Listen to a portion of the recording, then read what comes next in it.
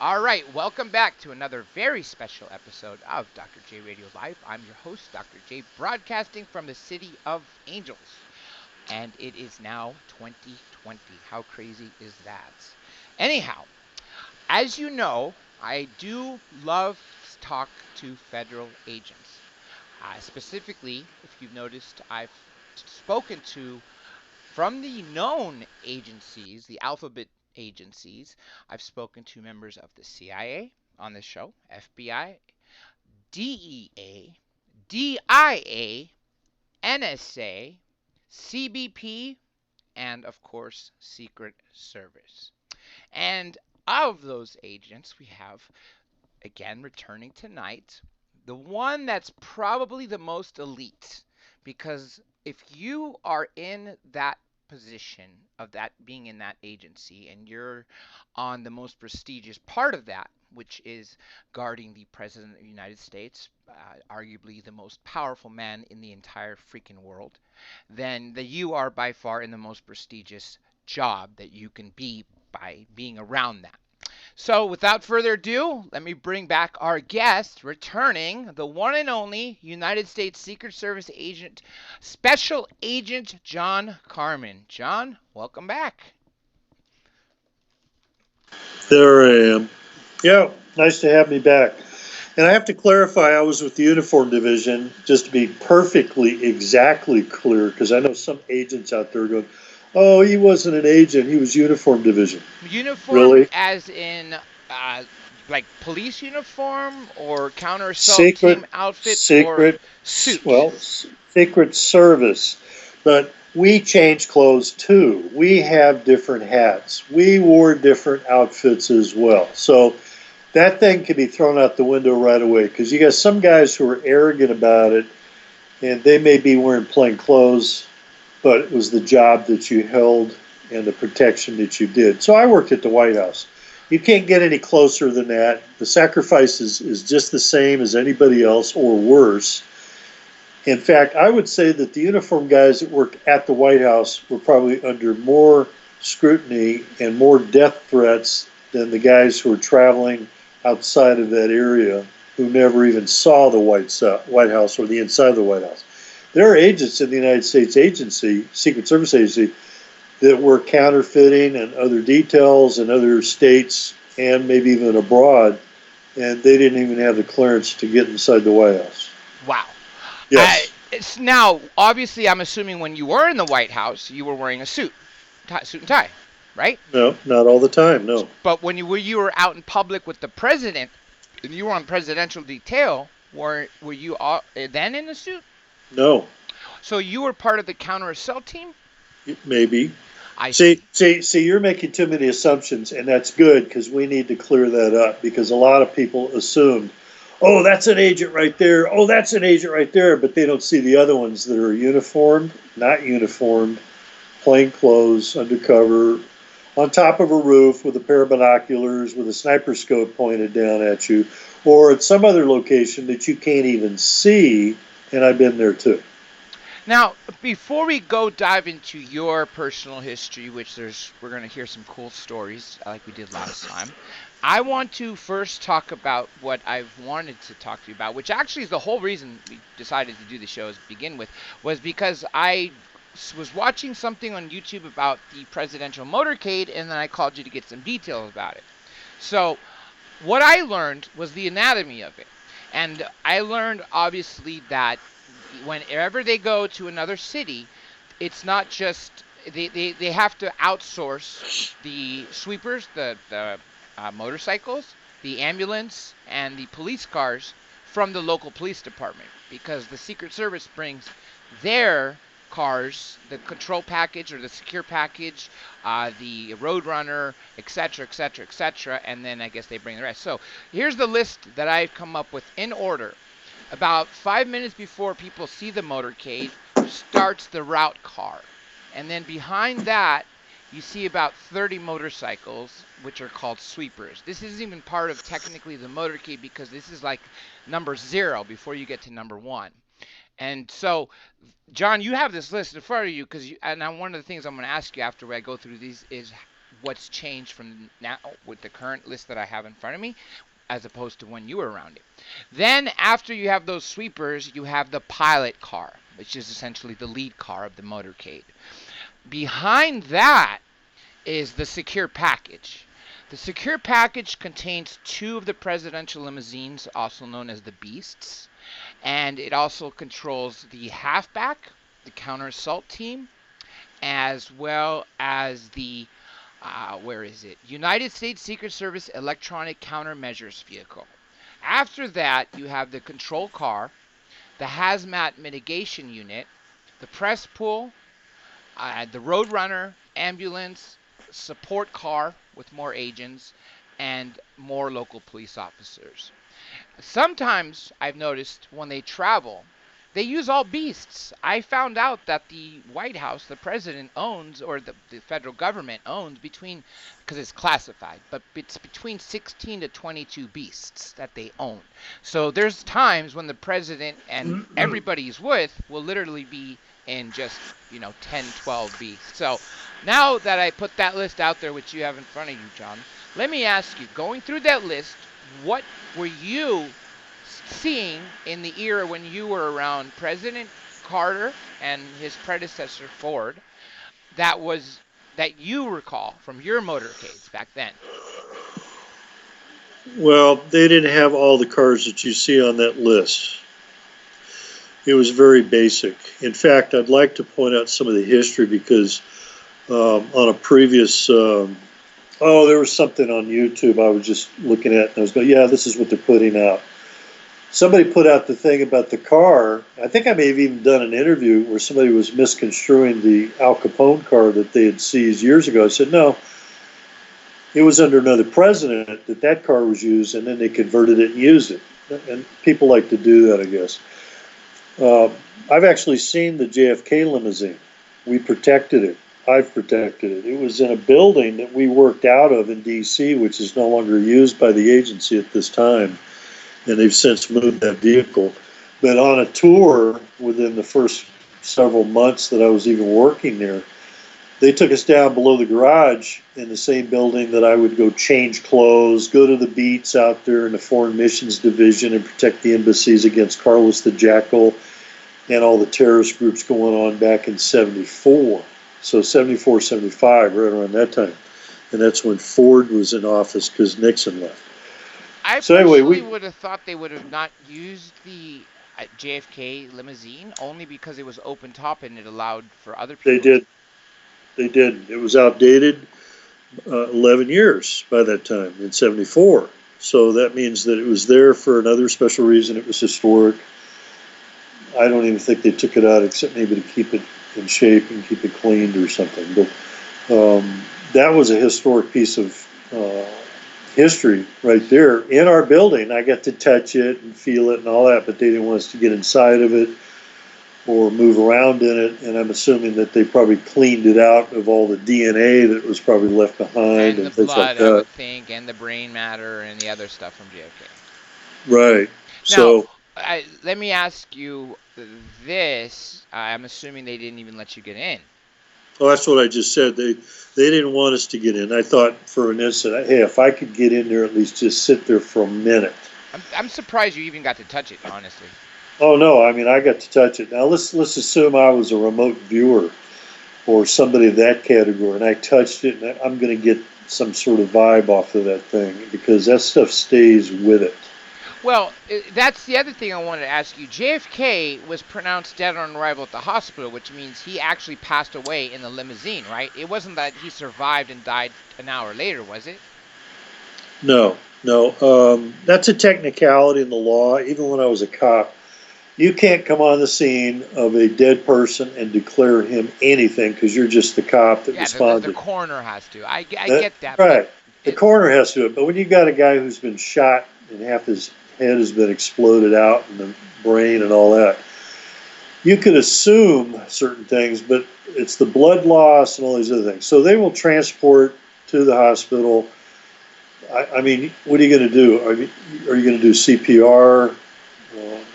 It was a head wound. Usually 99.99% of the head wounds like that with a high-powered rifle, he's gone already. He's not conscious.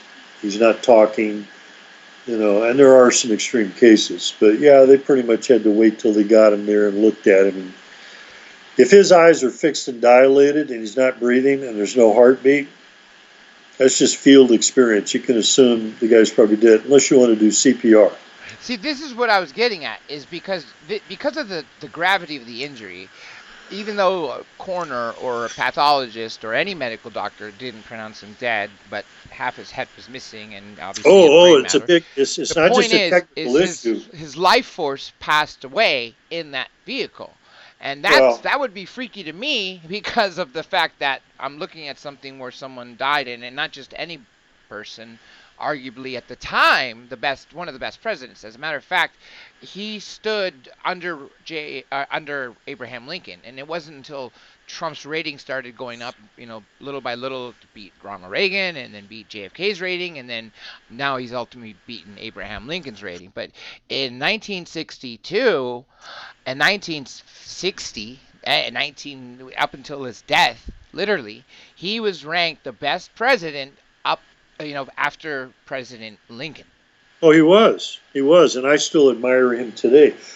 But backing up just a little bit, there's a special technicality under the laws about having the President of the United States declared dead. That means if he's declared dead, you've got to have the Vice President immediately sworn in where he's at. That's actually interesting. Because usually you need a federal judge, and I'm assuming if you can't find a federal judge, especially an appellate judge, or obviously the ideal person to swear a president in is the Chief Justice, not just any justice of the Supreme Court of the United States, but a Chief Justice. But if they can't grab that, they're going to grab a federal court of appeals judge, whether it be in D.C., wherever this happens, right? Dallas. Right. But does it ever come down to using a local, like Superior Court judge for, say, Los Angeles? Yeah, that's possible, because it really doesn't matter as long as they get somebody sworn in to take over that spot. I mean, what if the Vice President wasn't around and something happened? See what I mean? Okay, so wait. Let me do it this way. Let's say, and we're not going to use current people's names right now. Well, let's just say that the Vice President, way back when, or whoever, is on a plane traveling on the other side of the United States or across the world, and then something happens to the president in office. They have to contact the other person immediately. They have to have the highest ranking person that's possible to get him sworn in one way or another temporarily. It's not a big deal. It automatically occurs even in an emergency. They could use the captain of Air Force One if there's nobody else high enough. Or they could do a Skype call and have somebody do it. Okay, so with today's technology, it's not like, oh, well, we're missing 5-10 minutes and the world's going to fall apart and all these other things going to happen. No, they're in place so that they could fix it. They could do a Skype call. Yeah, pull up Chief Justice Kavanaugh or somebody and get this person sworn in right away. No problem. 5-10 minutes, it's done. So there's no drop in the power. The continuity of government, COG, is going on. Now, if they had a nuclear incident or potential, they rush everybody to underground bunkers someplace secret, and then they have that in place too. So, I mean, they've got all these contingencies going on. But it just so happened back in the Kennedy era that Lyndon Johnson was there. What if Lyndon had gotten shot too? Yeah, then it would go to the Speaker of the House. What if they were all there? Well, then isn't there the designated survivor? So let's just say the State it goes right down. It goes right down. You have one from each party, and I believe it's one senator, one congressman, right? Well, you Speaker of the House, then it would be the majority leaders on down. Whoever's highest ranking goes from there down. You could get it down to a congressman, maybe. But that's when they have the swearing-in ceremony. They have a designated person who's whisked away to an unknown location in case something else happens in D.C. during the ceremony. Like a bomb or something. Oh, yeah, exactly. They made a TV show about this with Kiefer Sutherland. It lasted 2 or 3 seasons. It was called Designated Survivor. And in the initial, the pilot, the only really good one, because it really got to like a comical drama instead of, what it kind of seemed like mystery and solving Right. who was part of the coup. But it had Kiefer Sutherland was one of the designated survivors, and then there was someone else who was junior to him, and she ended up being VP, and it ended up being like sort of a unity ticket. But it was interesting because he's in his designated survivor area, like some loft somewhere with some Secret Service agents, and then he looks out the window. He's watching the State of the Union on TV, and then there's an explosion at the Capitol, and they're all gone, and that's when Kiefer Sutherland is whisked off and sworn into the presidency. Yeah, there's all kinds of contingencies they've had on movies over the years, and even I've been critical. I don't see all the movies because I'm going to critique them very harshly because I was inside. I remember we were talking after I'd watched the 3 Fallen, Olympus has fallen, Oh yeah, London has fallen, Angel has fallen, and you were telling me the exact same thing, that you would, if you were to watch them, you would critique them because I noticed something different myself. They used only one beast in there, which is BS, because no matter what, there's at least 2 beasts that always travel with the president. Or maybe there isn't. Yeah, yet sometimes there's none. I've noticed You have that to. too. You have to have the frame of mind. What you see is not what you think you see unless you're actually inside, because how do you know that? Yeah, that's true. Until they get out and walk around. Isn't that the whole reason that there is 2 Air Force Ones that land like 30, 50, 100 miles apart? So it's a decoy. Everybody's waiting with cameras in front of the decoy, and the president lands securely somewhere else? Not accurate information. No, that's not true, but I'm going to tell you this way. That's not necessarily true. There's my speech, for the public. And I've seen Air Force One land, even in San Diego. They didn't have decoys and all that. Very direct. There's Air Force One, plain as day. It's a huge, huge airplane, blue and white, very specifically marked. In fact, it was Jackie Kennedy that asked for those colors. Yeah, because Eisenhower's plane, Truman's plane, they did not look in those colors at all, especially they were trashy. Yeah, they were kind of trashy, right? So it looked like literally like a DC-3, like an Enola Gay. It had like a logo on the side, which nothing was presidential about it, like aside from the inside. Yeah, I mean, we're talking 767s plus things like that. But the amount of information that you're looking at on these motorcades is nothing compared to what's in those jets. I actually heard, or not heard, this is in public record, obviously, that to fly Air Force One, the the cost of flight per hour per plane, because they use 2 of them, is $201,000 per hour. Well, that's cheap. Well, I think cheap. That's an enormous cost, because that was just the gas bill, right? No way. I mean, we're talking about obviously. I would think not. You got agents. You tell us what it's armed with. I would think it's got not just defensive countermeasures, but maybe some proactive countermeasures, such as maybe air-to-air missiles, right? Well, let me back up again in history and let you get an idea. When I worked at the White House, I was also stationed on top of the EOB next door. The old War Department building, for those history buffs out there, that's where the old War Department was during the war. So it's kind of a misnomer. You're walking around one side, around the southwest corner of that building, and you see an old sign that's still there. It's a plaque, the War Department. And if you walk around the front, it's different. But it's an old building. We're talking ages. I mean, even Blair House across the street on the north side of 1600 Pennsylvania Avenue is where President Truman was. He survived an attempt by some Puerto Rican FALN types. And they actually shot 1 or 2 of the police officers that was White House police at that time.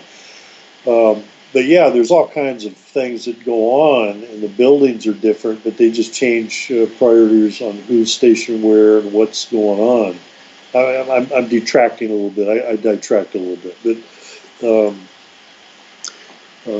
anyway, go back to your question, because I lost track. I was looking at something else. Well, that's okay. Now I want to dive into my question. Oh yeah, I forgot. I wanted to dive into what the plane has, but then I wanted to then dive into your life. So now, what can you tell us, because it's all classified, about the countermeasures and about the proactive measures that are on Air Force One? Okay, I'm not going to divulge classified or actual classified material, just to be specific. in case some of our brothers and sisters are out there monitoring Well, I this. know for a fact they are, especially I, since s- the I NSA said that. I whistleblower said that. told me that. I said that for a reason. So that means that if you think you've got all this stuff on a motorcade, you've got that plus on an aircraft. So president goes out, he's on the South Lawn, there's a helicopter landed already, Marine One, that's what they call it. As soon as he steps on board, Sikorsky or it's, Black Hawk, right?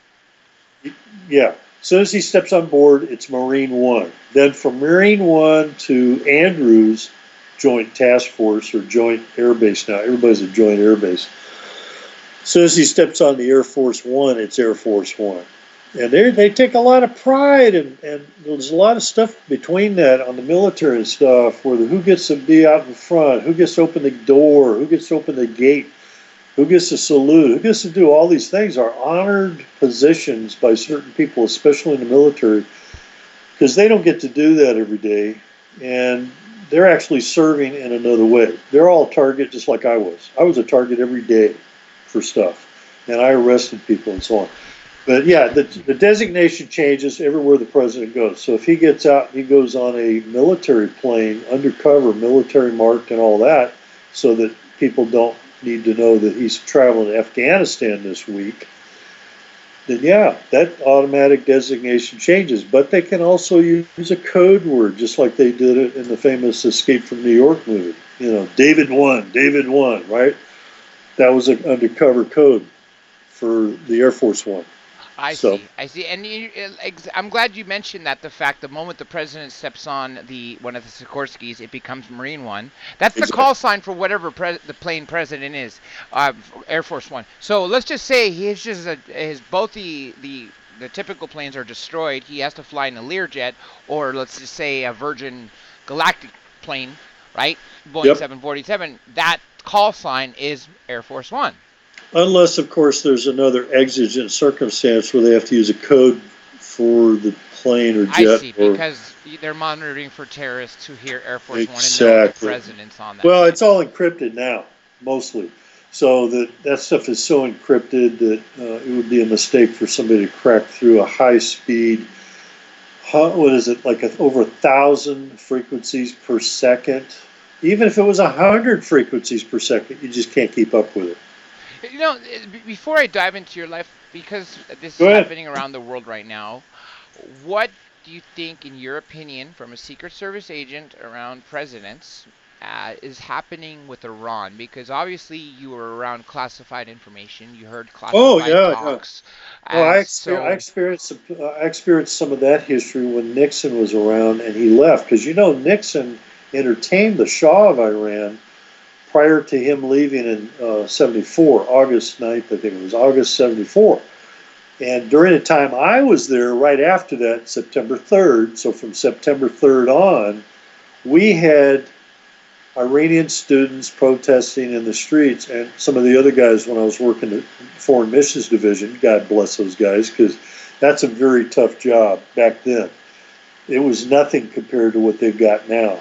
And that means they've got more technology. They have better cars. They have better protection. They have better equipment, all that stuff. And they had the Savak.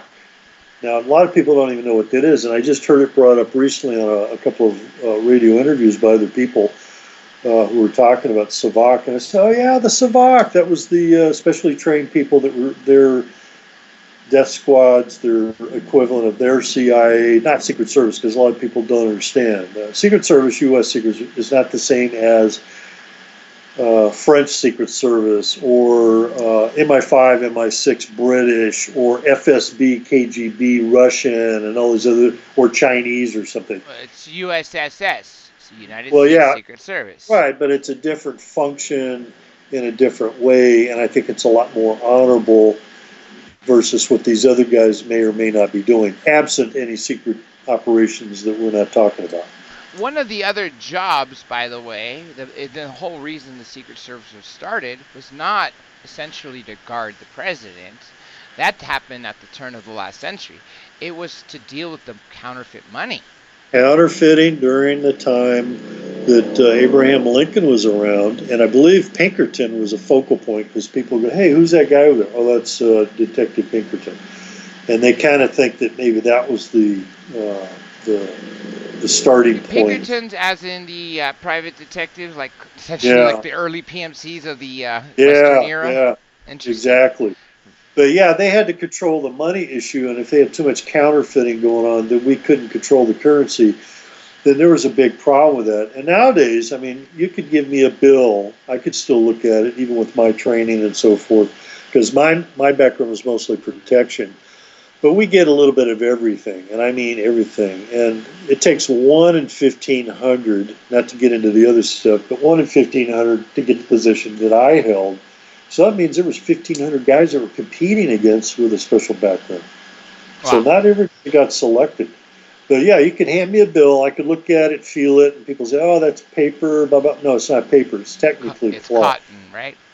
It's cloth. It's made from a fiber, from a special wood pulp that's put together a special way so that when they print it, it stays embedded in it. And now they got so many security features that it takes a clerk at a bank a few minutes to really look at something. So I look at them, I look at the seal, I feel the paper, I look at the seal, I look at the numbers, the 1789, the actual key, the treasury key and things like that, and the color of the ink and the fibers and all these other things. And I look for mistakes, and I'm good at it, believe me or not. I look at government documents, I look at passports for 15, 20 plus years. I'm good. I can spot mistakes even in books that aren't supposed to have mistakes, like the Bible. Huh, interesting. Well, yeah. When I think of the Bible, I'm thinking the UFO references. Ah, I get it. Yeah. No, yeah. Okay. Elijah. So now we're going to talk about UFOs for a second. Sure. Do you think that the reason why Trump is talking about the Space Force is because we're going to have some sort of disclosure?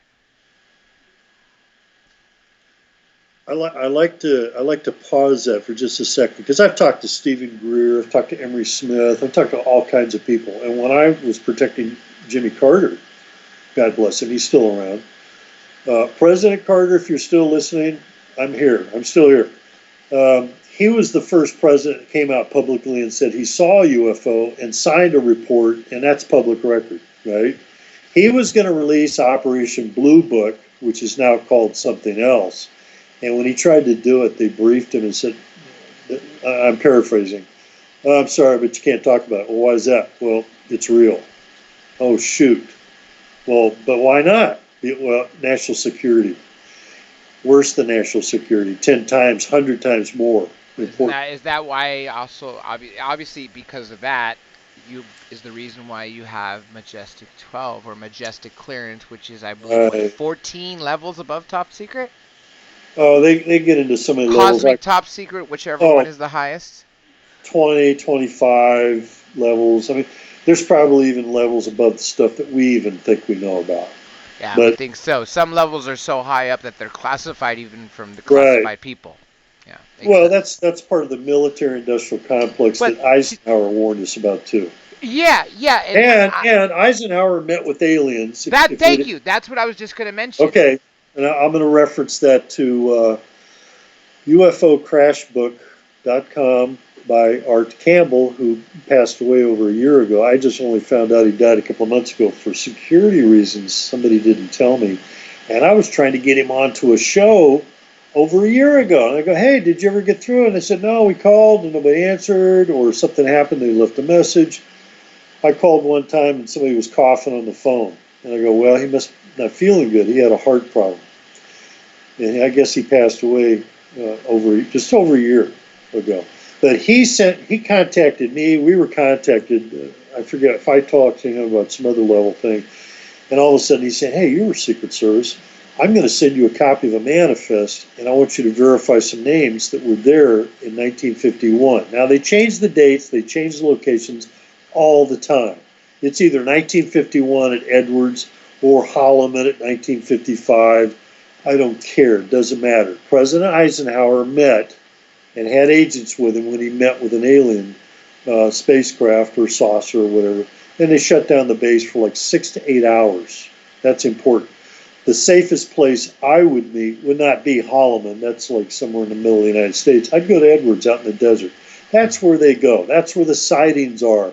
They're safer out there in the desert. There's hardly any people out there. They can do all kinds of stuff. See, but that's Area 51 north of there. But Andrews is the other air base. Edwards is the one in the desert. I lived at China Lake, which is less than, 20 miles, 25 miles from there. So I've got another background before I was Secret Service. But anyway. There's a couple things in here from chat already, which we could jump. Oh, let me interject before I forget. The manifest that Art sent me showed two names that stood out, and one of them was Kellerman. Kellerman was in the vehicle with JFK in 1963. Can you name the other one? Aside from Kellerman, no. Who? Kellerman, I believe Kellerman might have been driving, but it was the other guy who was riding shotgun. But and I'm trying to think because I get all these names directed and all that stuff. But those two agents were there in 51 or so with Eisenhower. So I'm going, that's well, interesting. I do know Albert Einstein was there. Because he pressed yeah. You got Jackie Kennedy. You got Jackie Howard Gleason, Hughes. rather. You got Howard Hughes. You have Okay, Cardinal.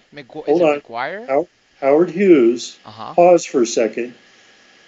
The 18 minutes that was missing off the tape that was supposedly erased by mistake by the secretary. From the Nixon, right? Yeah.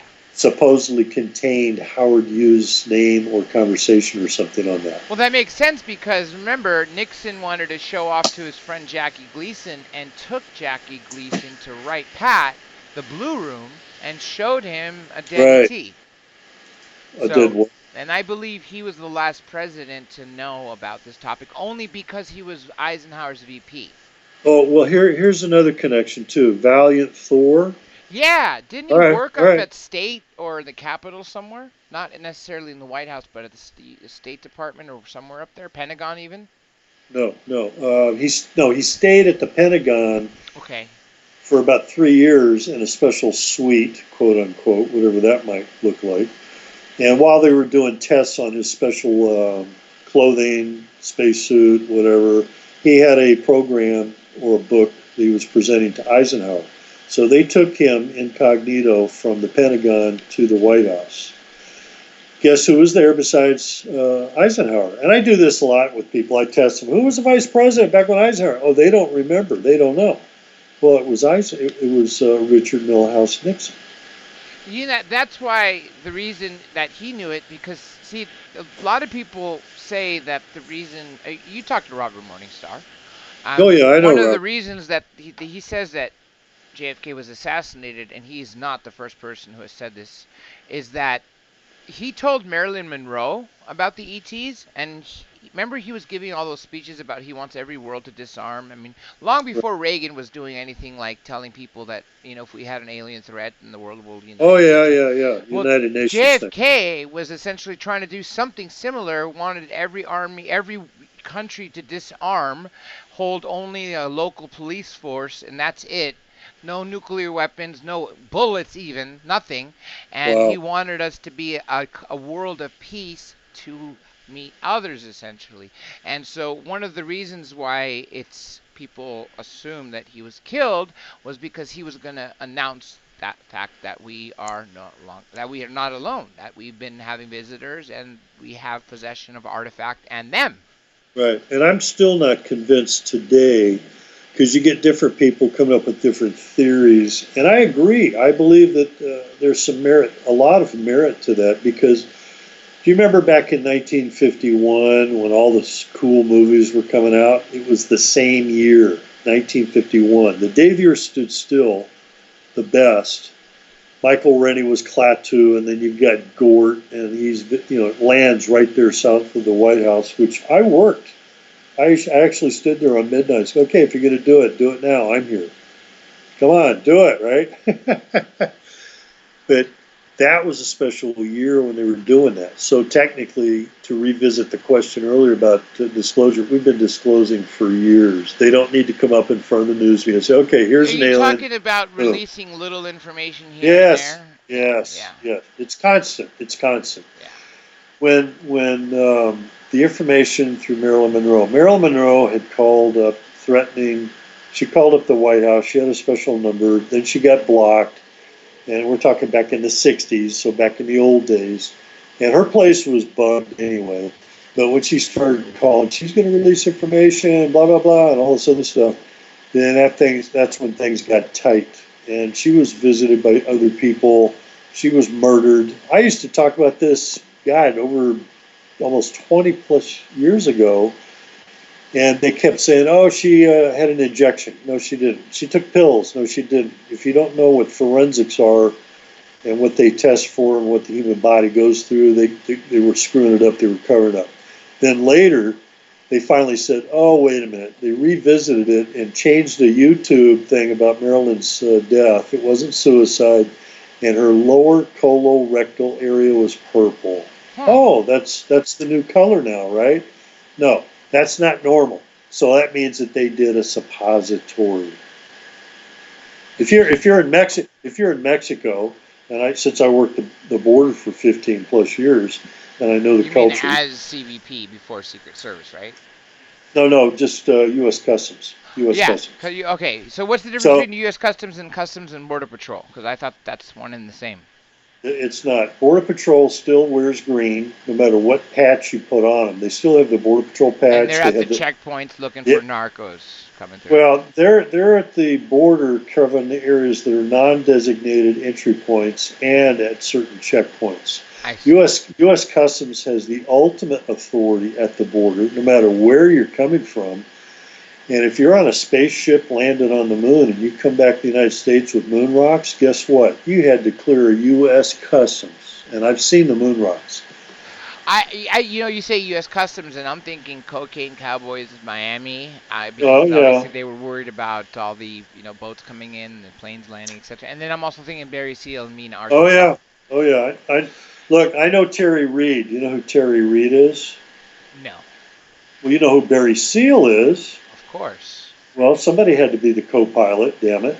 Oh, I see what we're getting at. Yes, right? Yes. Terry Reid is still on the still alive? For safety. Yeah, he's still alive. Interesting. So if you saw that movie, American Made with Tom Cruise, yes. They did not have a Terry Reid character, although they had a co-pilot, but they didn't build it and they didn't want to expose it. You're talking about the co-pilot that was in the movie Pete that landed with that giant C-130. I don't know what country it was. It wasn't Colombia, where they photographed the defense minister of that nation as well as you're talking about Pablo when he went Escobar that was released by Ollie North that killed Barry Seal. No, right? You're close, but let me clarify.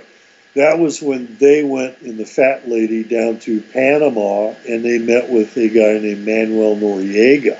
Ah, I see. Manuel Noriega was helping them load up, and they had the plane fixed with cameras, like fiber optic cameras or something. And Oliver North, that POS traitor that he is, got some people killed, including Kiki Camarena, who was DEA, and I met him at Calexico when I was working in Calexico, east of San Diego. So Manuel Noriega ended up going to prison based on George Herbert Walker Bush Sr., where he illegally went into Panama, abducted the guy, took him and put him in prison for like 20 years. And he only just got out like around 2010. Then he went to Paris, stayed there for a while. Then he had brain cancer somehow, and then he expired. And Pablo's dead. And, Carlos the Jackal, the one that I actually looked for, he's still alive. You're kidding me. Yeah, he's still in Paris. He's still in Paris. In prison. So go figure. The presidents, whether they're part of the deep state or not, made arrangements. And think about all the money and the assets that these guys absconded with. I'll give you a current, up-to-date thing on Chapo Guzman. Mm-hmm. I've already suggested this for the past 37 months now to the White House, to President Trump. No response, although they do get my emails and stuff. But Chapo Guzman was allegedly worth up to $250 billion. It's interesting because I know the stated record was 50, 54, somewhere like that. More than Bloomberg, that's for sure. That's a lie. So it was 250, $250 billion. Wow. That might even be off too, because I understood he was worth $500 billion. They're only willing to tell you about 250, which means they have to cover up for 250 when it's actually more than that, which means they stole the rest of it. Now, if $1 trillion is like Jeff Bezos, here's a drug kingpin who's paying people like Pelosi and all these Democrat congressmen, senators who are Feinstein. Oh God! Waters. Why did Feinstein not get in trouble when she had a Chinese spy as a driver for 20+ years? Yeah, I'm glad that you said that. barely made the news cycle. It was gone by the next day. I remember that. It came out last year, months and months ago. And why is she not in prison? And then they bury it. Yeah. Exactly. Well, I asked the same question. But anyway, if you take, we'll revisit that. 339 million people in the United States. Google it, find out what the current rate is, and then divide that into just $1 billion. And I will bet you the majority of the people who run that don't know their math, and they'll go like this one guy. Oh, that's only $1,000, $1,500 or something, John. I said, you don't have a proper calculator. You don't know what $1 billion is, and that's 339 million. Well, let's go back to basics. 3 times 3 is 9. So if it's 330 something times 3, you're still under $1 billion. And these guys are trying to say something else. Throw the calculator away. It's not big enough. Go do it on Google and do it that way on math, and you'll figure it out. So if I'm wrong, I'll laugh at them and say, okay, take it out of 2 billion then, idiots. Take it out of 5. You could fix the wall, the fence. You could give them high technology.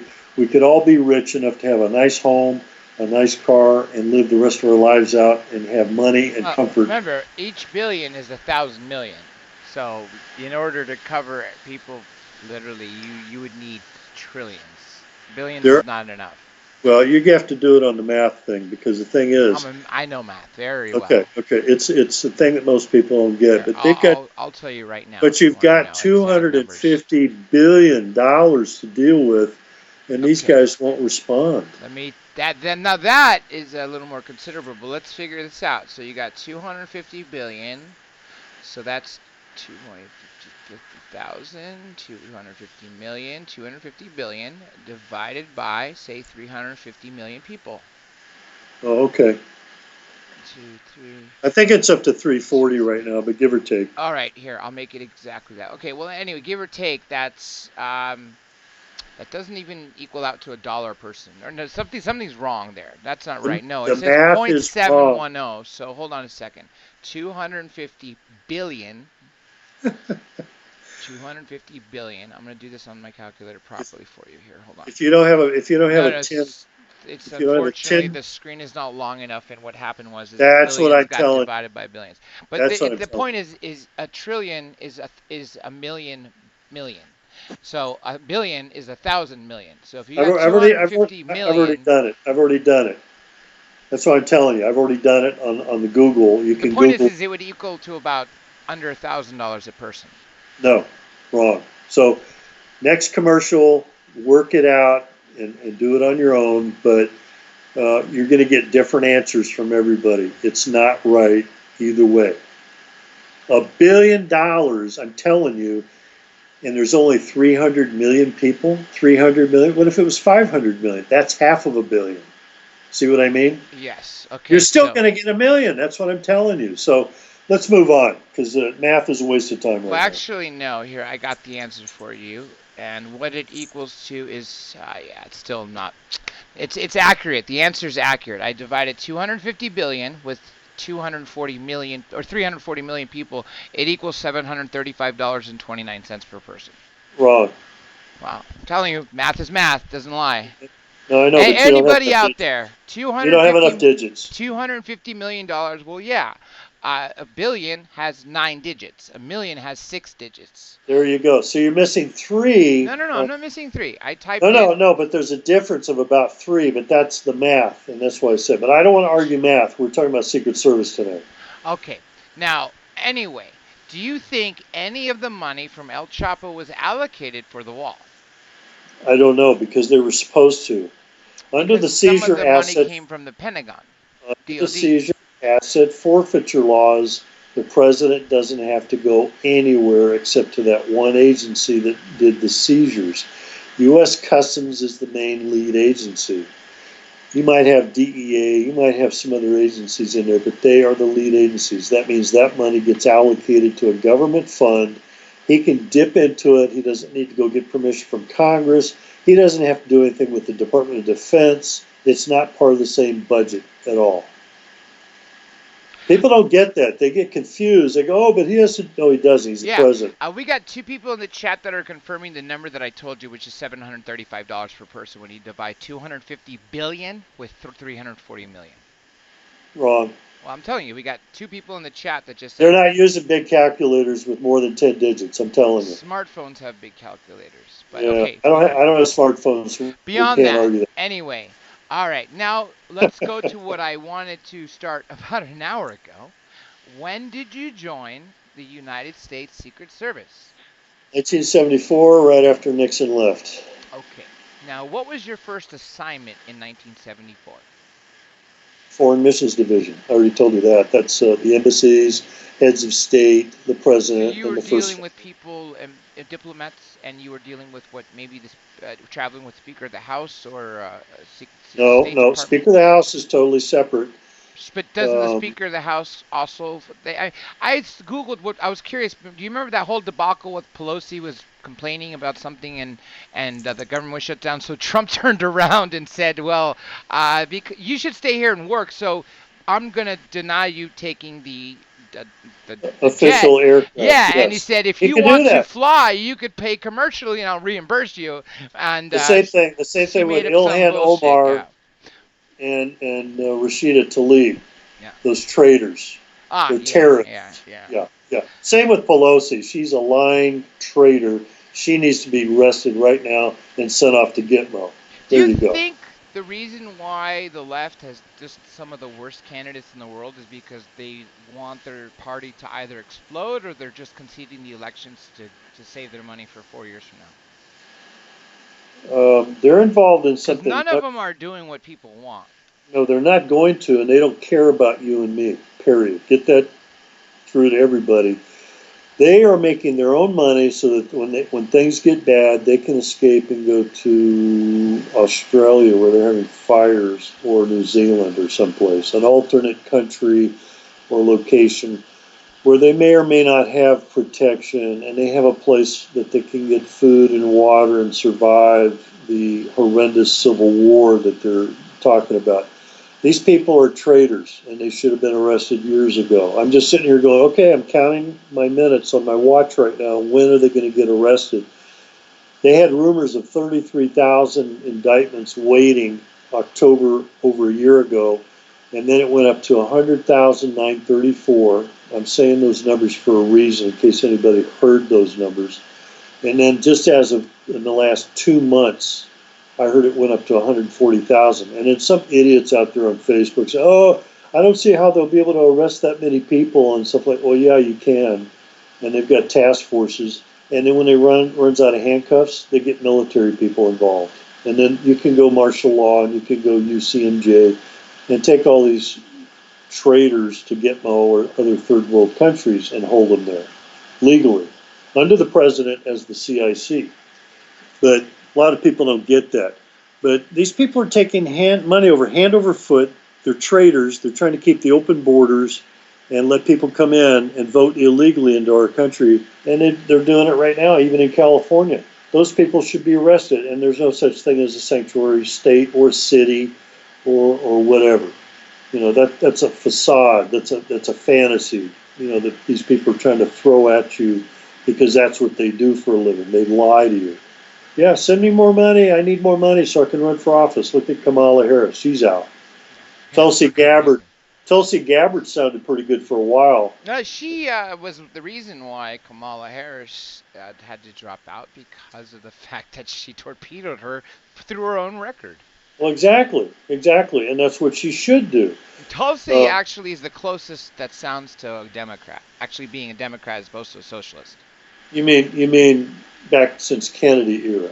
Yes, that's yeah. See, that's the difference. People don't understand Democrats now are not the same as the Well, I remember I Democrats. say Dems because the majority of them are socialists, which doesn't Exactly, because and that's that's the not term. Democrats. Because That's the term. Democrats would imply they're using democracy, and they're not if they're socialists. Well, exactly. And they've got some mom and pop sitting up in front of grocery stores and stuff near the border. And I'm telling you from firsthand experience, and they'll register anybody walking through the doors, and they all speak Spanish, for instance. In your opinion, do you think Donald Trump is going to win the re-election? Yeah. Michael Moore has even said so recently, so I thought that was I, really interesting. Michael I, Moore said he's not just going to win; he's I going to don't, win I in a don't, landslide. I don't understand why you would rely on anything that Michael Moore says. Well, it's just that he conceded essentially, and as a matter of fact, on the news earlier today, what they were discussing was they were running polls of the candidates in 2024 when they have Yeah. an actual shot at winning, because it's impossible to win with Donald Trump because he's got such a strong base, and then even in the leftist counties and states, there's still a lot of gung-ho people for him. No, I understand what you're saying. I was being a little harsh and facetious about Moore because if he ran outside and said, "Hey, the sun just came up in the morning," I'd say, "Really? I'm going to go look at it anyway to verify it," because he's a liar. Okay, back to when Yeah. you were in the Secret Service. How long did it take Oh, you to get onto the Secret Service or the presidential detail, the most prestigious position in the Secret Service? okay. I was going to interject. My background alone took 10 months. Wow, you mean for clearance to get you to that Yes. classified level? I see. Yeah. Other people might have taken less than that. People who lived and were born in the same state and didn't travel very far. I traveled every 3 years because my dad was military. So that means I had an extensive background. They had to send agents everywhere. And all the countries that you were raised in because you Yes, you were name it. a military Japan, rat.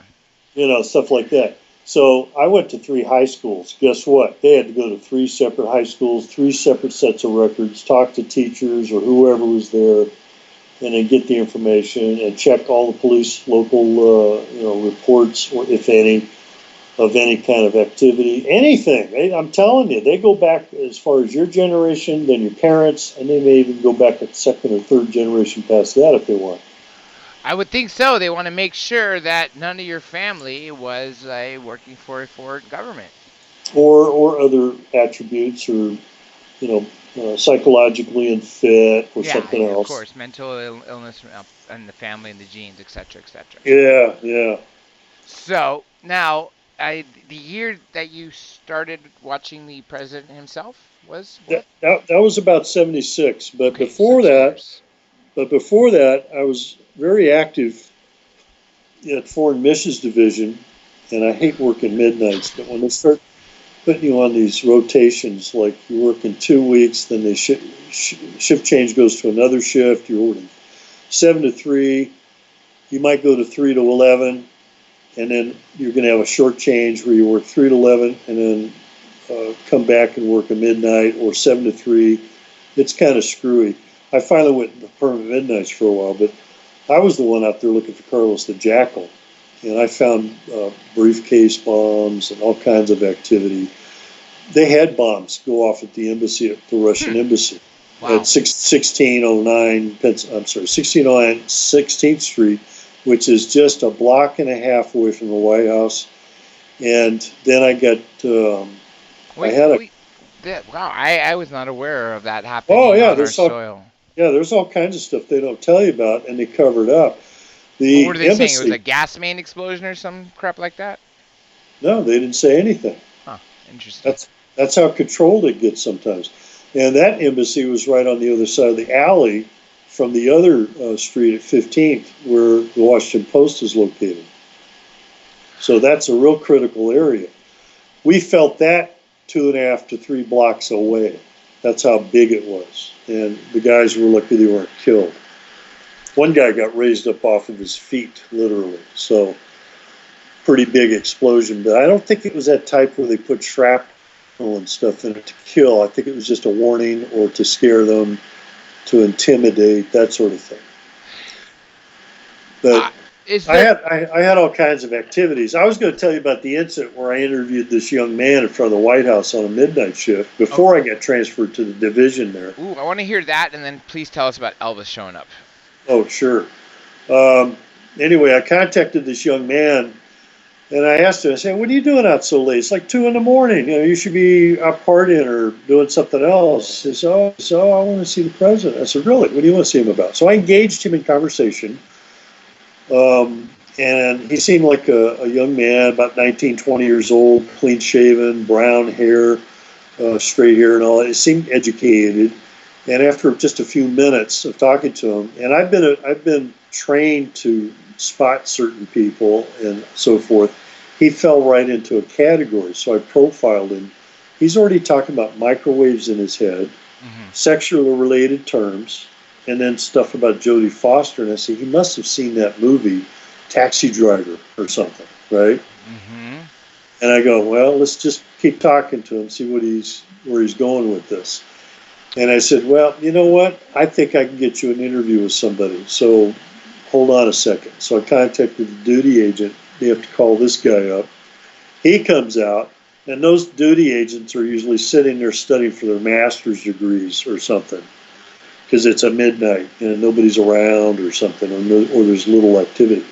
So as soon as I told him about the Jodie Foster thing, he said, "Oh, I got to talk to this guy." I said, "Good. Just make sure you spell my name right on the report and get him to St. Elizabeth's tonight and have a nice shift. I'm going to go about my other duties, doing my patrol and stuff, whatever."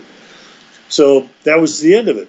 Well, nobody called back. Nobody followed up. Nobody said anything. And I saw little mistakes like that when I was there. That's a little critique I'm going to keep telling people about, because they weren't perfect, but they did make mistakes. And not everybody had my background. So the people that worked there were not the highest profile, highest caliber. So we'll kind of leave that we'll revisit that. So anyway, 5 years later, I had already left in '77 to go fight the war on drugs in California to get into customs. And in between that time, I was on San Diego PD up until about '81. That's when the assassination on what president happened in Reagan, 81? right? That's right. As soon as they And posted, you, when I called you last week just to chat, you yeah. told me something interesting about the way the Secret Service agent that was in front of him acted. Oh yeah, well let me tell you the punchline. Is that as soon as they showed the picture of the guy on the news media thing, I said, "That's the guy I interviewed." That was John W. Hinckley. The assassin. And Yes. some people don't know this, but it's scary that George Bush, who clearly wanted to be president in 1980 and was not happy when he had to be VP, Right. he was dining with the freaking parents of Mr. Hinckley. Yeah, I've heard various types of information related to a Bush family member, to Jeb Bush, to somebody else, but they didn't come out and say that. But yeah, he would have benefited if Reagan had been incapacitated immediately, and then he probably would have won the election for the following 8 years, which would have made him the longest serving president in history, even though he was in Dallas in 1963. Another issue that people don't really want to agree to. It's always these people that in the left that they just want to fight every inch of the way. Oh, that's not true. That's not true. And then there's proof to the opposite that it is. So, yeah, that's an interesting situation. But yeah. So anyway, you wanted to ask that question. Yeah. Can you tell us, even though you came there after, about when Nixon met Elvis Presley and how that story came about? Oh yeah, the famous Elvis Presley. Yeah. I actually worked on a case, and I wasn't really doing anything in particular at that time, but when I focus on a certain subject, there's a reason for it. It could be anything, and I mean anything, and that's how I work sometimes. It could be clairvoyant, could be some other deal, but I've worked cases that were very interesting. But Nixon was approached by Elvis Presley. Elvis went into town. He'd reached out to talk to him. He reached out to make suggestions, and he wanted to fight the war on drugs even back then. And he stayed at a local hotel, which is probably the same hotel I stayed at, which is not even but 2.5 blocks away from the White House.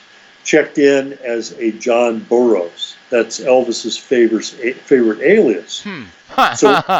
So whenever you go to a hotel sometime, just put down John Burroughs. And see how they act. They're going to say, oh, God, Elvis is alive, like the right, tabloids all said. Yeah. That's but interesting. Isn't that the badge? That's what it says, too, John Burroughs? no. Because, okay, so it says, oh, then again, the badge doesn't even have a Well, name, let's go about the badge. The badge that he got, which was actually given to him, I believe, in 71, 72, and I'm thinking, oh, I thought it was right after that. Well, they kept it a secret for about a year. I think Haldeman was the chief of staff, if I'm not getting Haldeman versus no, it wasn't Ehrlichman, it was Haldeman. So Haldeman was the chief of staff. He allowed him to come in because he literally drove up to the front gate, and there's certain designated numbers, which I won't reveal, which will get all the Secret Service guys up in an uproar about it, because we spend a lot of time at these posts. But he'll show up just like Larry Flint was another guy, but that's a separate discussion.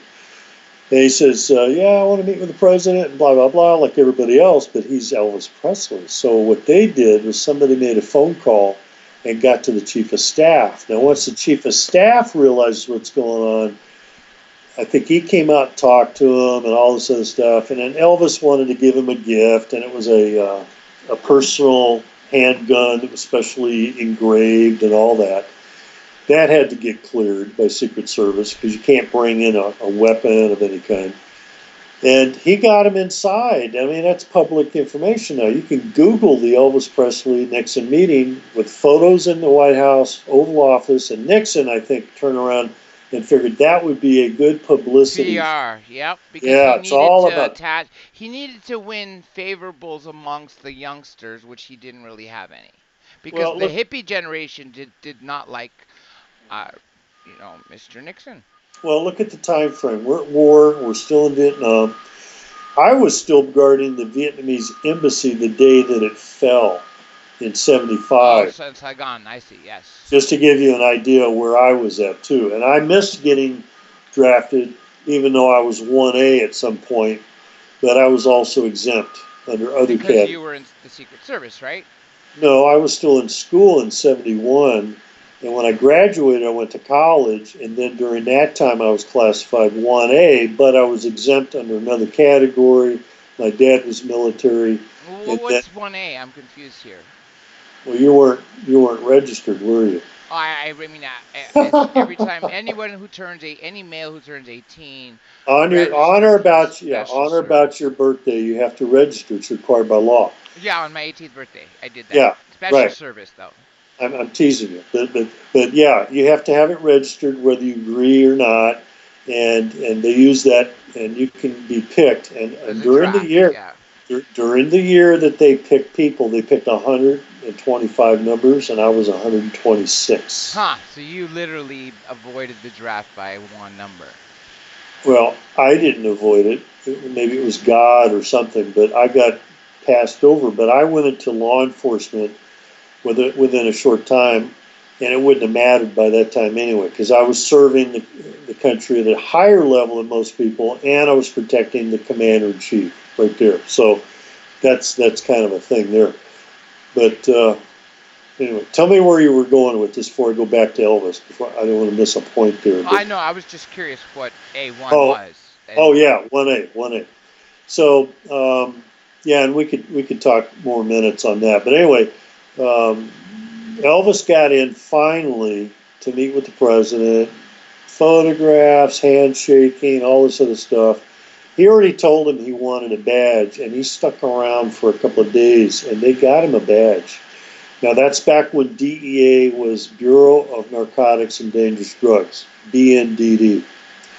Now, didn't Nixon or Elvis also show up with a nickel-plated 45, I believe, model 1911, as a gift for President Nixon? Yeah, and he was also armed to the teeth himself. He had a gun in his holstered. He had a gun in his ankle, and God knows if he had a third gun or not. In his boot, maybe, I think. Yeah, that's what I mentioned, was he did bring a gift, and that's what it was. It was a specially engraved 45. And he had to hand it over, of course. Of course, yeah, for inspection, etc., Yeah, etc. you can't bring in guns. You can't be bringing arms and knives and weapons and stuff. Wow, I'd And like some to people, see a celebrity try that now, or they'll you know, get 8 they'll get years ago. arrested. They'll Yeah, get I would think arrested. so. Yeah, I mean, I've almost arrested some very famous people that management did not want me to arrest for some reason. I'm telling you, if they had violated one more little inch of something, I would have done it anyway. Tough luck. Here's the report. Tough it out. You know. But yeah, you'd be surprised, and they still have issues there, in my opinion. But that's me, and I've got my background, and I'm telling you, if I went to any place in the world, I could find problems with it. Let me ask you real quick about the beast. Earlier when we were Oh starting yeah, this, we were going through the motorcade. I wanted to ask you because some of the unclassified stuff is that it runs on diesel. It's between 15 to 20,000 pounds. It looks like a Cadillac because the frame, or not the frame, the outside is a Cadillac, but really it's a modified truck bed. And the glass is 5 inches thick. The whole car is armored. It's hermetically sealed. The only window that currently rolls down is the driver's window, and that's to pay tolls on the roads. Otherwise, it would never be open. It also includes rocket-propelled grenades, night vision, tear gas guns, pump-action shotguns, 2 pints of the medical 2 pints of blood for the president, and those are in that's both that's cars. that's that's not correct. I don't think it's 2 pints, but that's just me. Oh, but there is his blood, right? What if you need 3 pints and you're only That's getting well. You two? also have the doctor in the other car, which is, I believe, in the list. It was called the support car, which is part of the controlled package. The Right, the doctor has even more blood, and remember, also because they're two beasts, the other beast has the same exact things inside as well. right. And I would even go as far as to say, well, look, Mr. President, what type of blood do you have? Oh, he's got AB. Oh, good. No, Uh, I didn't they do that through taking drawing his own blood just to find no. out what it was at the Oh, time? oh, yeah, but I'm making a parallel here. They're going to start making sure everybody around him has that blood. Now, is the president injected with a tracker, like in his arm or somewhere I in his can't I body? can't answer that. Okay, so that gives me indication because see, I've heard the rumor. I mean, more than a rumor, it's been implied, and it's even in on National Listen, Geographic and Discovery. It's been there's told. an there's another guy with a similar name as Terry Reed, and I believe it's a Terry J or something. He and I had a conversation at one of these expos. You're familiar with the expos that still go on, Oh God, yes. right? Alien Expo, Conscious Life Got it, Expo, UFO right? Congress, Well, Contact in the Desert. if you Yes. go to my website, and I keep forgetting to push my Patreon page because I need money Well, to live off of. we'll have time at the end of the show to plug in everything for you. Don't Right. worry. But anyway, I met him at one of the expos, and I had met some other people like Ted Gunderson and the other Terry Reed. FBI Ted Gunderson. Yeah.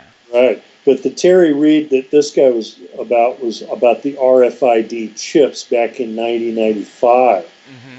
So we're talking, and he's asking the same serious question. He says, "John, can you tell me?" I said, "Well, I can give you some indicators, but I can't tell you flat out because I don't want to violate something." And he understood that.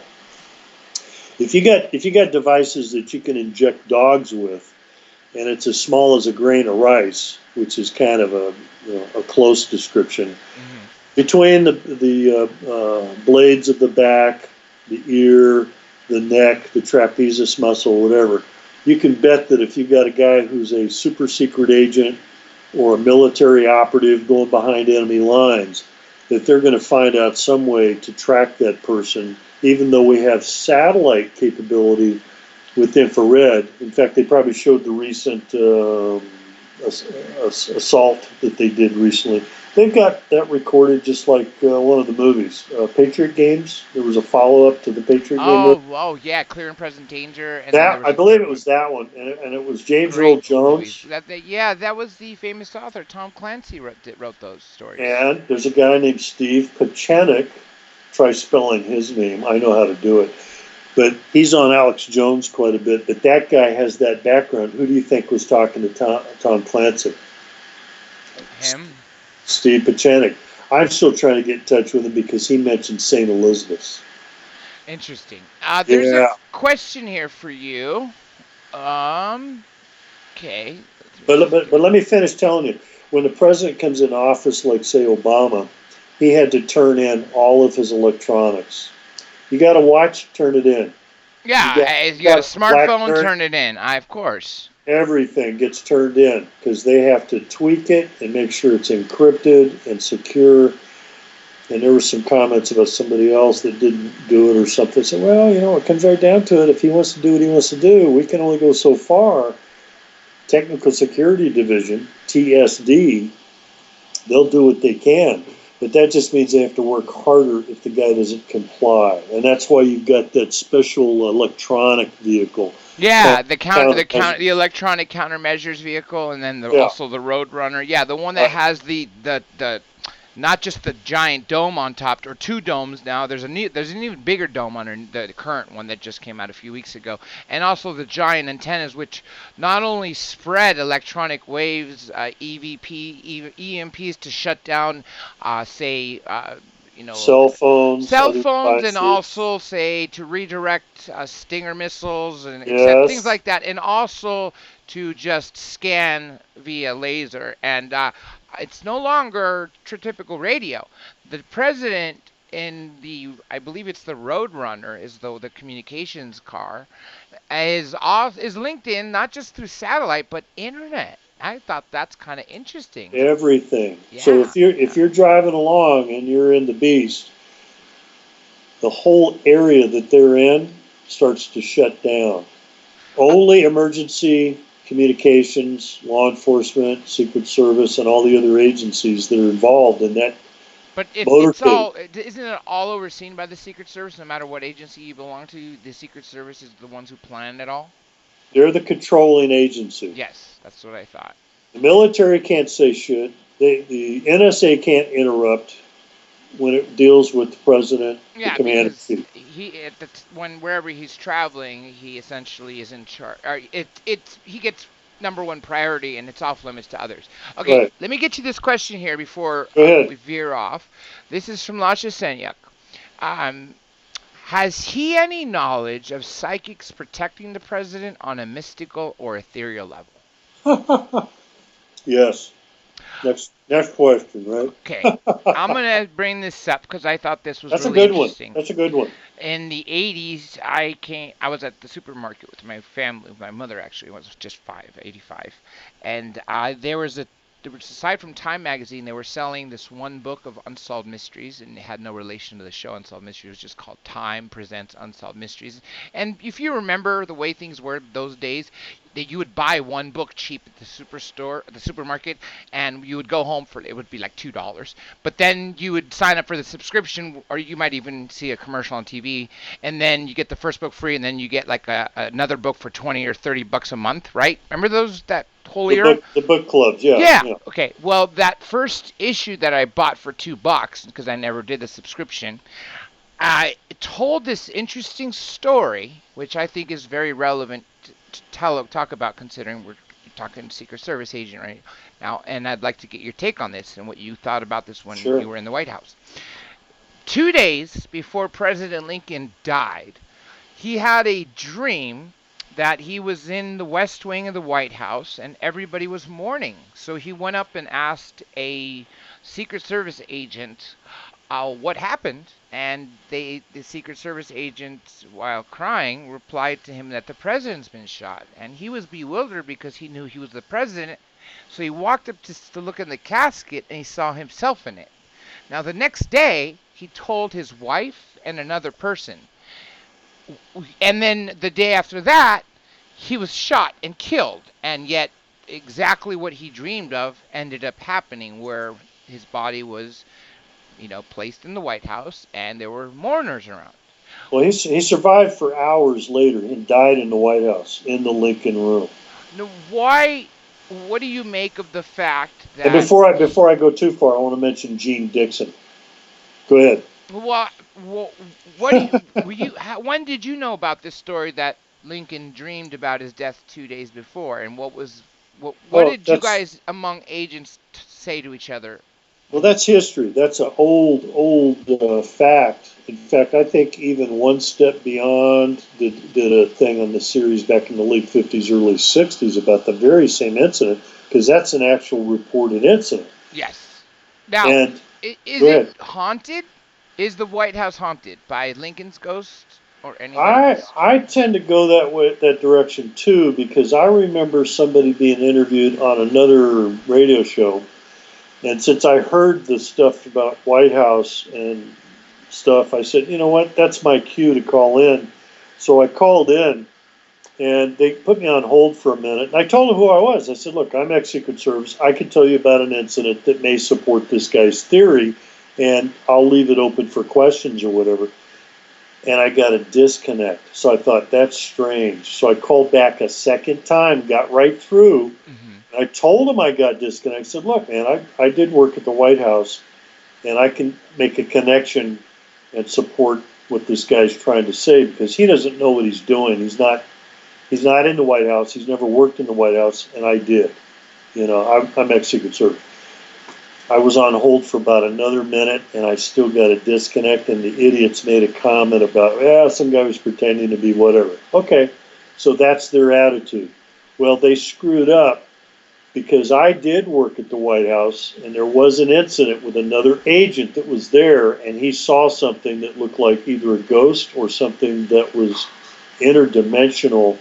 And if you see something that's solid enough and you don't stop when you yell at it to stop, who's there, and he actually pulled his gun and shot, then that's a serious deal.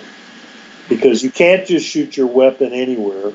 We go through such scrutiny. We qualified every 30 days after we passed the academy, and we shot guns till we were tired of shooting guns. Oh, I would think so, and every kind of gun you could imagine, I would think, right? Yeah, you name it. Uzis, shotguns, rifled slugs, 357s, you name it. But the point is, all the other agencies put together that you've ever even imagined don't shoot that much. Now, I would think so, and that's why when it's really interesting to know that among the Secret Service, their counter assault team is like literally they're dressed in black Yeah. military fatigues with shock helmets, Kevlar, automatic weapons. Oh, I yeah, they mean, got they're all the loaded to stuff. bear. They look like a Navy SEAL that just parachuted and took off his parachute and, Yeah, they're ready dressed ready to go these yeah. days. I mean, they've got the special equipment, the MP5s and the special semi-autos. I argued with some people back then. I said, how come we don't carry 9mm Browning high powers? Because it's the same ammunition we use in the Uzis, except the Uzi ammunition is a hot load. What do you mean, hot load?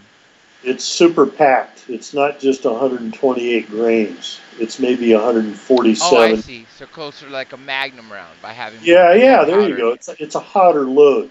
And back then, 357s were the most powerful handgun, second to Dirty Harry's 44, of course. You mean this is before there was the 50 The calibers, semi-autos. right? I'm sorry, you stepped over it. What? This is before there were 50 caliber 7-round pistols, right? Oh, yeah. Israeli made 50 cals. Wow. Well, 50 caliber is a misnomer. We shot rifled slug that would be pretty damn close to a 50 caliber. I mean, that's a pretty big round. But Well, I'm talking about modern yeah, in modern yeah, day. We have Israeli made 50 caliber right, pistols that hold right. 7 rounds in the clip and 1 in the chambers for a Yeah, total of 8. so you've got more firepower with a 9mm. And a 357 is a very powerful gun, but they still reduced the 357 down to 125 grain 38, basically, so that it would hit the target, but it wouldn't make so much noise and it wouldn't go through it. And that's the problem. Can you tell me what a match level round is?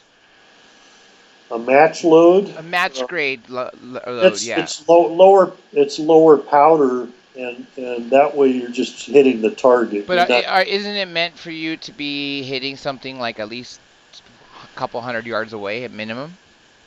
It'll still hit that, but what I'm saying is if you put a full 357 load, that's not a match load. I see. It'll still travel a mile. It's just how hard it'll travel, how many targets it'll hit in between. versus, oh, you're just going to hit a target, then you don't need all that. So they reduce it so it's a little bit quieter. It's still going to hit the distance, and you don't want to waste it and go through whatever. I mean, it's just like overkill. You don't want to do too much. Now, last time you were on, a lot of the comments that are still coming into this day are about how you knew about Bob Lazar. So, and you said you were at Groom Lake in the last interview. Can you tell us about those circumstances? And did those happen while you were in the Secret Service? No, that was before, actually. What got you the classification to get onto Groom Lake? And afterwards. Well, I don't believe I did mention that I was on Groom Lake. I've been places in or around it. Like China Lake? Oh, I lived at China Lake. I see. Okay, so you've never been to Groom Lake or S4, but you knew about Bob Lazar. Well, not exactly. I've been to those places, but I'm not going to say I was on property. I see. You have to understand and read between the lines. Yeah, I see what you're getting at. Now, tell me if you can, if it's possible, how you knew about Bob Lazar being there in 1988-89. Oh, God, I don't remember if it was 88, 89. I think it was during the time I was doing clearing of jets and planes and stuff under U.S. Customs auspices. Mm-hmm. And I came across a lot of pilots, of course, when I was clearing international flights, even just pilots coming in from Mexico. And somebody brought up the thing about Area 51 or S4 and all. I said, oh, yeah, that's the Groom Lake thing, Area 51 stuff. It's restricted airspace. And I studied that stuff. See, I'm the only kind of guy that if you wanted me to work a certain agency, I'm going to dig into it. I'm going to learn it better than the other guys, and I did. Mm-hmm. And there were people that said, oh, you can't even fly in that area. I said, really? Let me look it up. So I got a map, shows the ADIZ zones and all these other things. So I said, yeah, if you go into those areas and it's restricted, you're going to get shot down or warned off in a harsh way. And then I started digging into it because other people are intimating all this other activity. So that's where Bob Lazar's name was coming up because he was a whistleblower.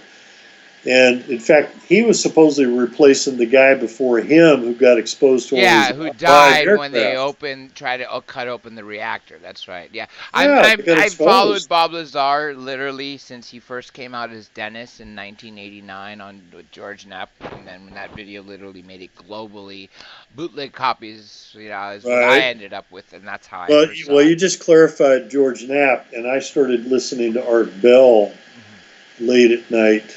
Specifically after 95 because I was on injury leave for a while.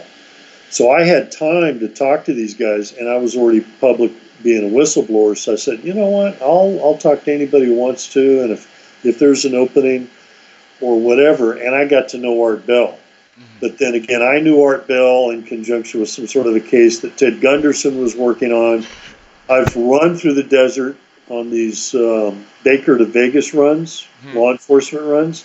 And I was training running 6 miles uphill in the desert, and I ended up being a replacement runner when I was told earlier, oh, you're not going to have to run that spot. You could just be in the follow-up van. I said, okay, just in case of an emergency. And I ended up running. But we went right through Pahrump. Huh. Yeah, we went right through Pahrump. So I forget, hey, wave, that's probably his house right over there with all the antennas sticking out, right? Remember, he owned the whole neighborhood, not the whole neighborhood, the whole cul-de-sac, every lot in it. Exactly. 4 homes and a giant antenna. But I met him later with his wife Ramona at the time too. First wife. Before she passed away, and then he remarried. Yeah. Anyway, another question for you. Frankie Zomboy wants to know what's John's current. Oh yes, Frankie. Yeah. What's John's current research involving? I've got a few things I've been working on, but I did the Eliza Lamb case last year, and that was contributed to a book. And then there was another one on the George Reeves cover-up because he was murdered. Okay, and I do know that's Superman. Can you tell us who the first person you mentioned was? Oh, Eliza Lamb case. That's a famous case about this Chinese Canadian girl that came to California because it sounded like her profile was she just wanted to meet a nice young man. She was on an adventure or whatever. She actually came to San Diego several years ago before she ended up at the that hotel in Skid Row, the Cecil Hotel. And I looked at that stuff, and I was co-authoring with another gentleman that was referred to me, and I dug into it because if you give me a case, I'm going to approach it as if I'm the investigator and I've got a background for it, and I'll tell you exactly what needs to be done, and there's cover-ups left and right. That's what bothers me. There's something going on at that hotel, and it's supernatural, or they've got an embassy from another planet working over there. And the way I said it like that was for a reason, because I had a U.S. Air Force contact who had passed away, and I talked to this guy's wife, and he was an Air Force general. He clarified and confirmed that we had people from Venus here, just like ambassadors from another country. So, therefore, once we make it to Venus, after we start landing people on Mars, I would think when we make some flybys, then maybe we might find some life there. What makes you think we haven't already been there? Well, or are there? Yeah, you're absolutely right. That's right. Stupid to make that assumption that we haven't. No. What's this guy's Captain K's face just came on a recent YouTube Gaia commercial. I said, oh yeah, there's the Captain K guy. Well, the reason why Venus is so interesting is because if you recall, George Adamski said the people that were visiting him came from Venus, the Venusians. Exactly. That's a good name because I remember that name. I used to study the Billy Meyer case. I studied that stuff since before you were born, back in the 50s. Well, since 51, since the Day the Earth Stood Still movie stuff. But I've never seen the old one, just the current. Oh, you got to see. You got to see the first one first, black and white, and then you'll have an appreciation for it. And then you can kind of put two and two together on the second one, which is a little bit more sophisticated but differently made. But it's just the way they did this. In fact, somebody invited me on one of those little movie parties, and it showed Alan J. Hynek. Oh, yeah. You know what? That's actually the biggest reason I don't use Dr. John or John. My Dr. J. Andy Elias is an homage to Dr. J. Allen Hynek. Well, there you go. I'm surprised you don't have a goatee going right now, right? But that show was good, and I knew who these people are, and I'm just trying to see how accurate they were and how the characters were played, and they played them very good, although some of the military stuff was a little overdone. But yeah, they covered up all kinds of stuff, and even to this day, there's military people that would go to their graves thinking that they're protecting the United States by keeping their mouth shut, like Admiral Byrd. Hey, thank you for mentioning that. Since we have some time, we got about 25 minutes left. Let's talk about Project High Jump.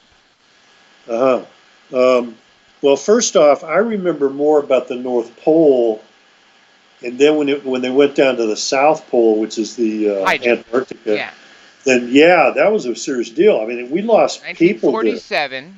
We had armadas going there with Admiral Byrd. Where do you think Uncle Adolf was at that time? Well, we do know that from lots of witnesses and also his personal effects that he did leave before April of 45 and traveled for months undetected in a U-boat, landed in Costa Rica, made his way to a German-owned in a German town, essentially, in Argentina, and lived in that hotel, and nightly they would have parties, and in his room there was like a bunch of personal photographs of him and Ava Brown, and just him as growing up. It was him. Everyone said it was him. He just shaved his mustache and, changed his hairstyle, etc. But then you have Project Byrd, or Project High Jump, and Admiral Byrd saying that we were going down there to chase the Nazis, and yet all of a sudden they're faced with discs with swastikas on there, and the Iron Cross, the Nazi Iron Cross, and they claim that these non-terrestrial looking discs with Nazi symbols were they assumed they were Nazis and they decimated our United Yeah. States soldiers. Was it ETs? Were the Nazis mingling with ETs, or is this only because of the 1936 Black Forest crash that they were able to reverse engineer the technology? For instance, the Glock, the bell. Yeah, yeah. The Brotherhood of the Glock, and the Vril Society, the Tool Society, Madame Blavatsky. I mean, I could go on and on. I've studied this stuff too. I'm still perturbed about it because I'm not convinced. Because if Hitler had the aliens and the technology, which I believe they did anyway, and they were doing space-time travel, Hmm. they had the technology, but they didn't have enough time to develop it the way they should have. And yet they had a base down there at the Antarctica called Sutherland, which is still there.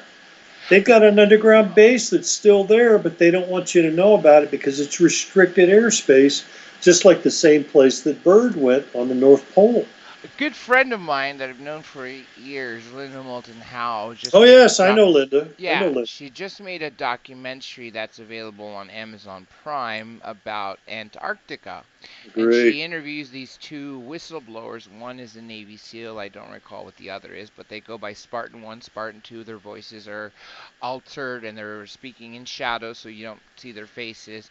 And they talk about going to Antarctica, and because some of the ice has melted away, there's Yes. these giant black long buildings with like 30 some foot size doors. You'd have to see, everyone out there see Underground. the documentary. Yeah, they lead to Yes. 2 miles underground, which I thought was wow, holy See shit, that that's a long I heard way. the same interview, I believe, and she goes into detail. But how she does it's a little different because I've heard Linda for years and I've monitored her for a long time. But eventually, Ironically, I've never heard her the only prior to me interviewing her. Actually, most people I've never heard, I only just interviewed. oh, I I mean, see. I watched them on TV growing up when they were doing Right. documentaries, but I never heard anyone on a radio show. See, I Oh, never listened to Coast before I started my own show. well, there you go. Yeah. See, but yeah, I used to listen to some of her stuff too, and I still stay in touch with her. She usually asks me the same question. Well, have you actually ever seen an alien up Well, closer? that you know what? You read my mind, which was what I wanted to ask you was, did you yourself ever come into contact with an ET? I can't confirm it. Can you talk about your blood type? Sure. In fact, David Icke and I had a conversation years ago, Hmm. probably in the same time frame, 95, because I was reaching out. I talked to Colonel Philip J. Corso. I had his Oh book. God, I would have loved to speak to him. I read his book, The After Yes. Roswell. But yeah, I ended up talking to David. He asked me the same question. How close did you get to the presidents? I got real close. I could see their eyes. Ford was in the pool one day. I'm the only guy at the pool. I'm looking the other way. He's swimming. So if he was going to shapeshift or something, he would have done it right then. Didn't happen. Oh, so Well, you're going with what David Icke was telling me when I talked to him about that the well, yeah, boom because high places are all reptilian yeah. shapeshifters, Well, right? he's talking about the fact that the bloodlines and all that, and I understand that. Well, the Which is reason why I asked you about your bloodline is just to put it out there for everybody that it's Rh negative, right? correct. And your eye color is blue or green? Green, Green. but Yeah. they do change colors. They used to be like hazel brown, and I've noticed them. I'll check them on occasion, and like yeah, they were green the last time I looked. But if you wear blue, like I'm wearing a blue shirt or something, Hmm. sometimes it'll change. Let me ask you this now. This is turning into something new. Have you seen the movie Ex Machina? I believe I may have taken a look at. Was that the one about the Amazon Indians or down South No, America it was something? Or about uh, a person. It's supposed to be the knockoff of being some like billionaire, like someone who owns essentially a Google, builds AI, and it's a female AI oh with a no, I human didn't. I've face. seen previews. Yeah, I know what you're talking The about. Yeah, reason why I keep bringing this movie up, I really hope everyone watches, is because at the time of the filming is when Snowden came out. So in the script they have things like the guy, the owner of the company, the largest search engine in the world in the movie, said in order to figure out how to program this AI to think like we do, he hacked every cell phone in the world using with all the microphones and cameras essentially, and just turned them all on. And he said, and the other companies can't, the other phone companies can't, say that I'm doing it without revealing that they're doing it themselves. And Right. this is written into the script, and then all of a sudden Snowden comes out, the Verizon comes out, and yet what was supposed to be science fiction is now science fact. And that's what Alex Garland says in the interviews about the movie, is that the movie was particularly grounded in science, not as much as science fiction, that the possibility of that type of AI is essentially inevitable. Because what Well, would we do? look at that movie, Ghost in the Shell with Scarlett Johansson. What's it called? Ghost in the Shell, which is a Japanese anime Show. based on a girl who they snatched up and transferred her brain and soul to a artificial intelligent body, which was like a $6 million man type of scenario. Mm-hmm. And then she was a super assassin thing. But enhancements is the key I want to get to. You're talking about increasing the physical abilities and intellectual acuity? Yeah, they've been doing stuff like that for years, since the 50s. Even comic books, they had something called Nomad, Mm-hmm. which was a scientist, kind of like a bald-looking guy, and he'd be a superhero, and if something happened to that body, he could immediately transfer over to another brand new body cloned of him, as long as it was done within the hour or something else would happen. What do you think of the fact that recently a news article came out and Google demonstrated this, and the article was exactly what I'm showing right now, which reads, Google claims quantum supremacy. And they also talk about the fact that testing this quantum computer, they took a math problem that would have taken the world's largest and fastest and smartest supercomputer 10,000 years to figure out, and it figured out in 200 seconds. What implications do we have with this type of technology? Have we let the genie out of the bottle yet? Or are we just going in that direction still? Well, go back to Bob Lazar explaining how some of these craft work. Well, he claimed that they work telepathically. They're bioconnected. Yeah, that was the next thing I was going to say, that they're living machines. So if they make a machine or a saucer that's a solid piece of quote-unquote metal, but it's not real metal, it's a combination, and you put your blood type in there or DNA, I could walk up to it no matter where it is, touch it, and I'm inside. Nobody can do anything about it. I can do what I want, take off, go somewhere else, interdimensional. And I wanted to point that out, is that I believe that stuff exists. I believe we've been to Mars. We've got a base on the moon. The moon is not a moon. It's a base. Yeah, it's interesting. We've been lied to by NASA for years. They don't want us to know all these things because it's interdimensional stuff that freaks people out. Remember, NASA never a straight answer. That's a good one. Yeah, Stan Friedman coined that. Question here for you, and this is, does he know anything about the government controlling the weather? Yes and no. I don't believe in it. Every time I hear somebody talk you don't believe that it's happening, or you don't believe that it's a good thing to do? Yes, I don't believe it's actually happening, because if they did, but then I watched the last hurricane that hovered over the South Seas near Florida a few months back, and I go, that's unusual. Usually it moves, it doesn't stop, it doesn't hover. It moves on or it dies out. That's a hurricane. There are things that they do to manipulate the weather. They put silver iodide and put stuff in the clouds and make it rain and stuff like that. Well, that actually is not even secret, because during the 2008 Beijing Olympics, they had cannons outside of Beijing that if there were rain clouds that were going to enter the area of the Olympic Games, they were going to fire chemicals in the air to force the clouds to dump the rain before they entered Beijing. Exactly. Well, see, I still don't believe up to a certain point that they are manipulating it as you may think, like 100%. If they did, then why don't they let it rain in the deserts? Why don't they let people have food and water that's clean, and etc.? They don't. It's control. We're all slaves on this planet, and we're being controlled by the Illuminati and the rich elites, these other idiots that believe in some sort of immortality, short of killing young people for their adrenochrome, in a nutshell. I mean, it's like this Greta Thunberg. She's got a great message, and yet these other people who I thought had more intelligence will try to make fun of her and criticize her. I said, look, she's got the message, and they're going and attacking the whistleblower. They're attacking the messenger, and that's wrong. They're not listening to the message. Here's another one for you. Nicholas Cashmore. Was the Fukushima tidal wave a military attack? I don't think so, because if you live in Japan, I've lived in Japan, it's a common occurrence. Typhoons, all these weather type things in that area is because that's what they've dealt with for years and years and years. Just like if you move down to Florida, you're going to be in the path of all the hurricanes that come out once a year.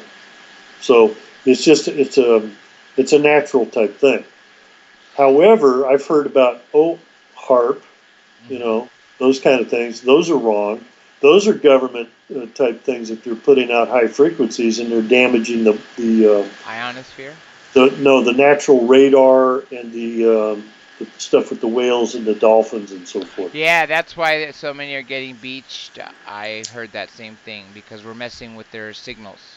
Well, when we do a bomb, we're messing with the... You're talking about nuclear weapons? Yeah. When we're dropping stuff like that, even to test it, we're ripping and tearing into the fabric of the dimensions on this planet, which affect other beings that are right next to you. I'm really glad you said that because Stanton Friedman always used to say that upon the Trinity tests in 1945 in New Mexico, that since once you detonate a nuclear weapon, although you may have a blast radius of whatever area it may be, it does set off an infinite chain domino effect to let the entire universe and multiverse, including other dimensions, know that what we just did is affecting them, right? Because it's a chain reaction for infinity. And electromagnetic. The reason why, and he says the reason why we had such a huge influx in that decade following that test was because it was like akin to, the kids have found the matches. Yeah. If you look at the capabilities, if you open it up too much, you can cause problems with stuff being able to come through it. Kind of like a time warp. Let me ask you real quick about this new hypersonic weapon that Russia's bragging about that goes Mach 10. And which is 2 miles a second. That's hauling you know what, right? Excuse me? I was being facetious. It's hauling you know what. And also, I know Putin has shared it with President Xi's President Xi to that extent, but the difference is China's hypersonic weapon travels Mach 5, 1 mile per second, as opposed to Mach 10. Well, I just mentioned the electromagnetic fields, electromagnetic weapons is what that's tied into. So if you use an electromagnetic field weapon, it travels EMP, much for faster. Instance, you're talking about, or what? It travels much faster. I'm sorry, I didn't hear you. Are you talking about EMPs or what?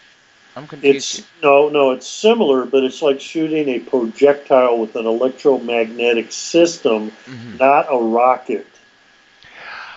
That's the same thing that runs the UFOs is the electromagnetic fields. That's why they can go interdimensional at spot speeds. Create wormholes, etc., etc. But beyond the speed of light. Involves gravity, right? It's the electromagnetic field of the Earth.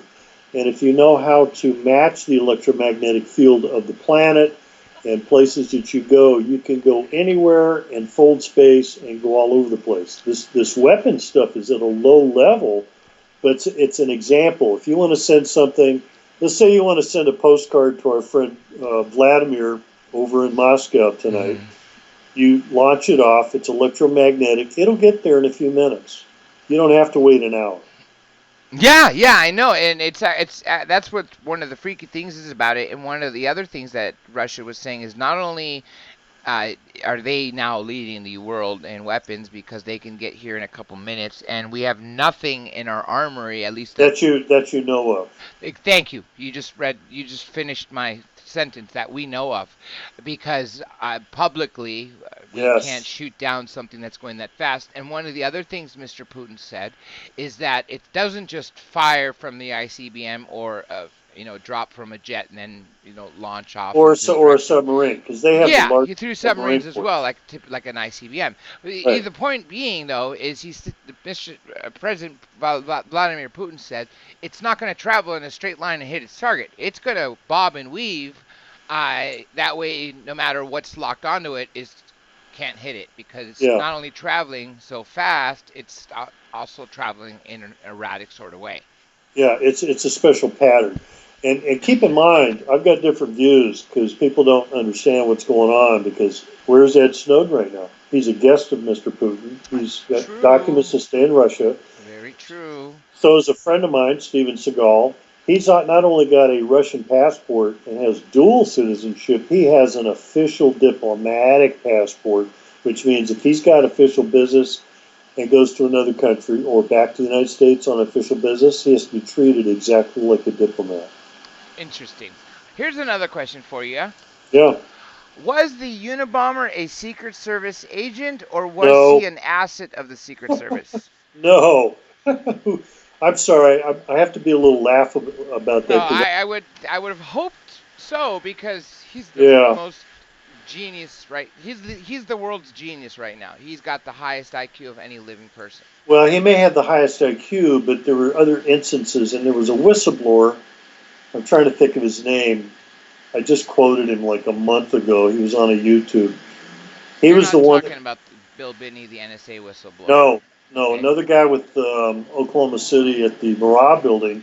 Oh, you're talking about the military guy who was from Texas, who was recorded through military. Timothy McVeigh? No, it wasn't McVeigh. It was another guy. Okay. I can't think of his name right now. Hold on. But point is, these guys were asked to go to a certain location, just like they did all the lone male gunmen, because that's what they do. They think everybody's stupid. They find one guy who's a patsy. I hate the word.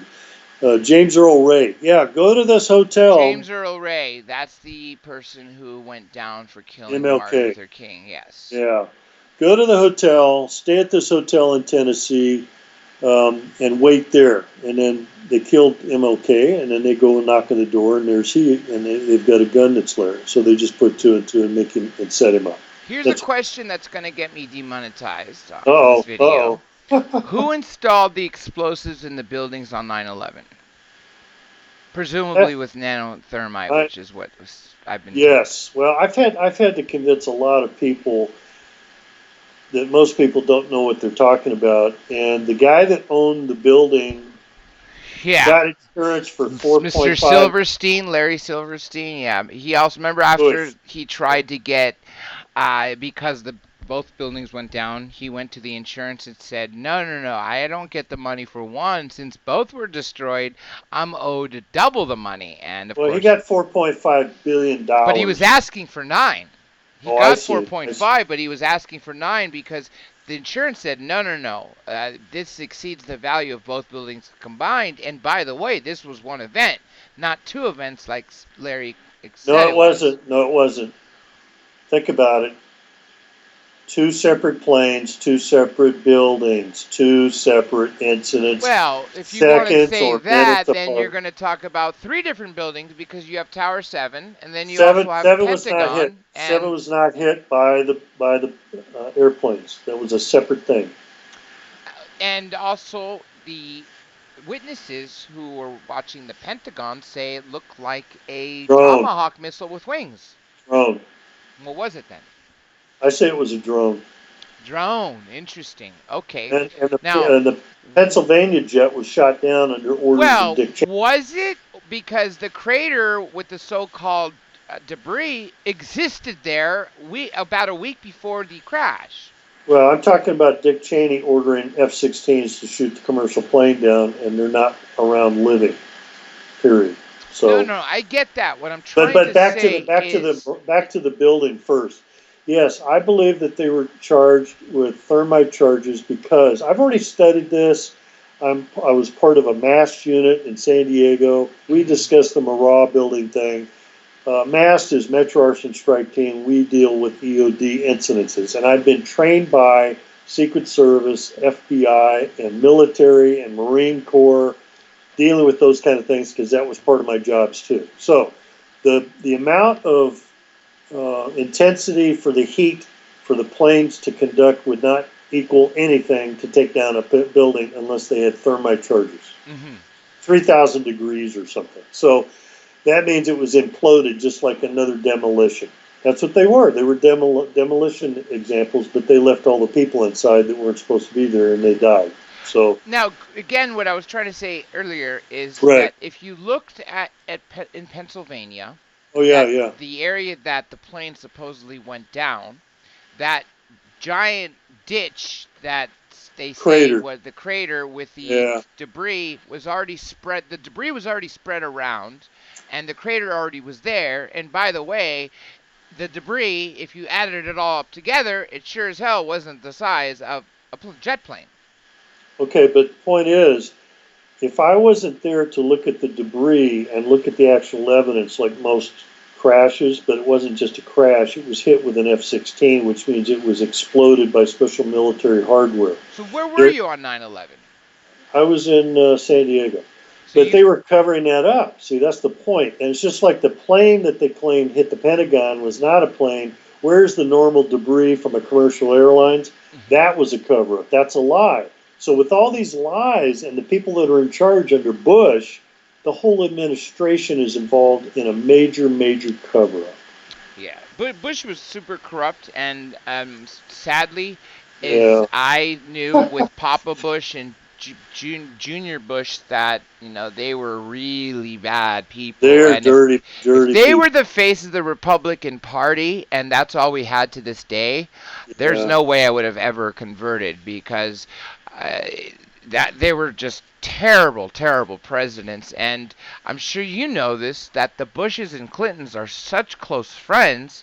It's like they're not even in different parties. They're just weird, one giant family. Yeah, they're part of some other organization that it's back to the globalist stuff. You're being funny. Where were you on 9/11, right? Here in Los Angeles, coming back from Vegas, which fortunately I didn't get grounded because I was flying, and I got woken up in the morning to watch it. I was watching BBC.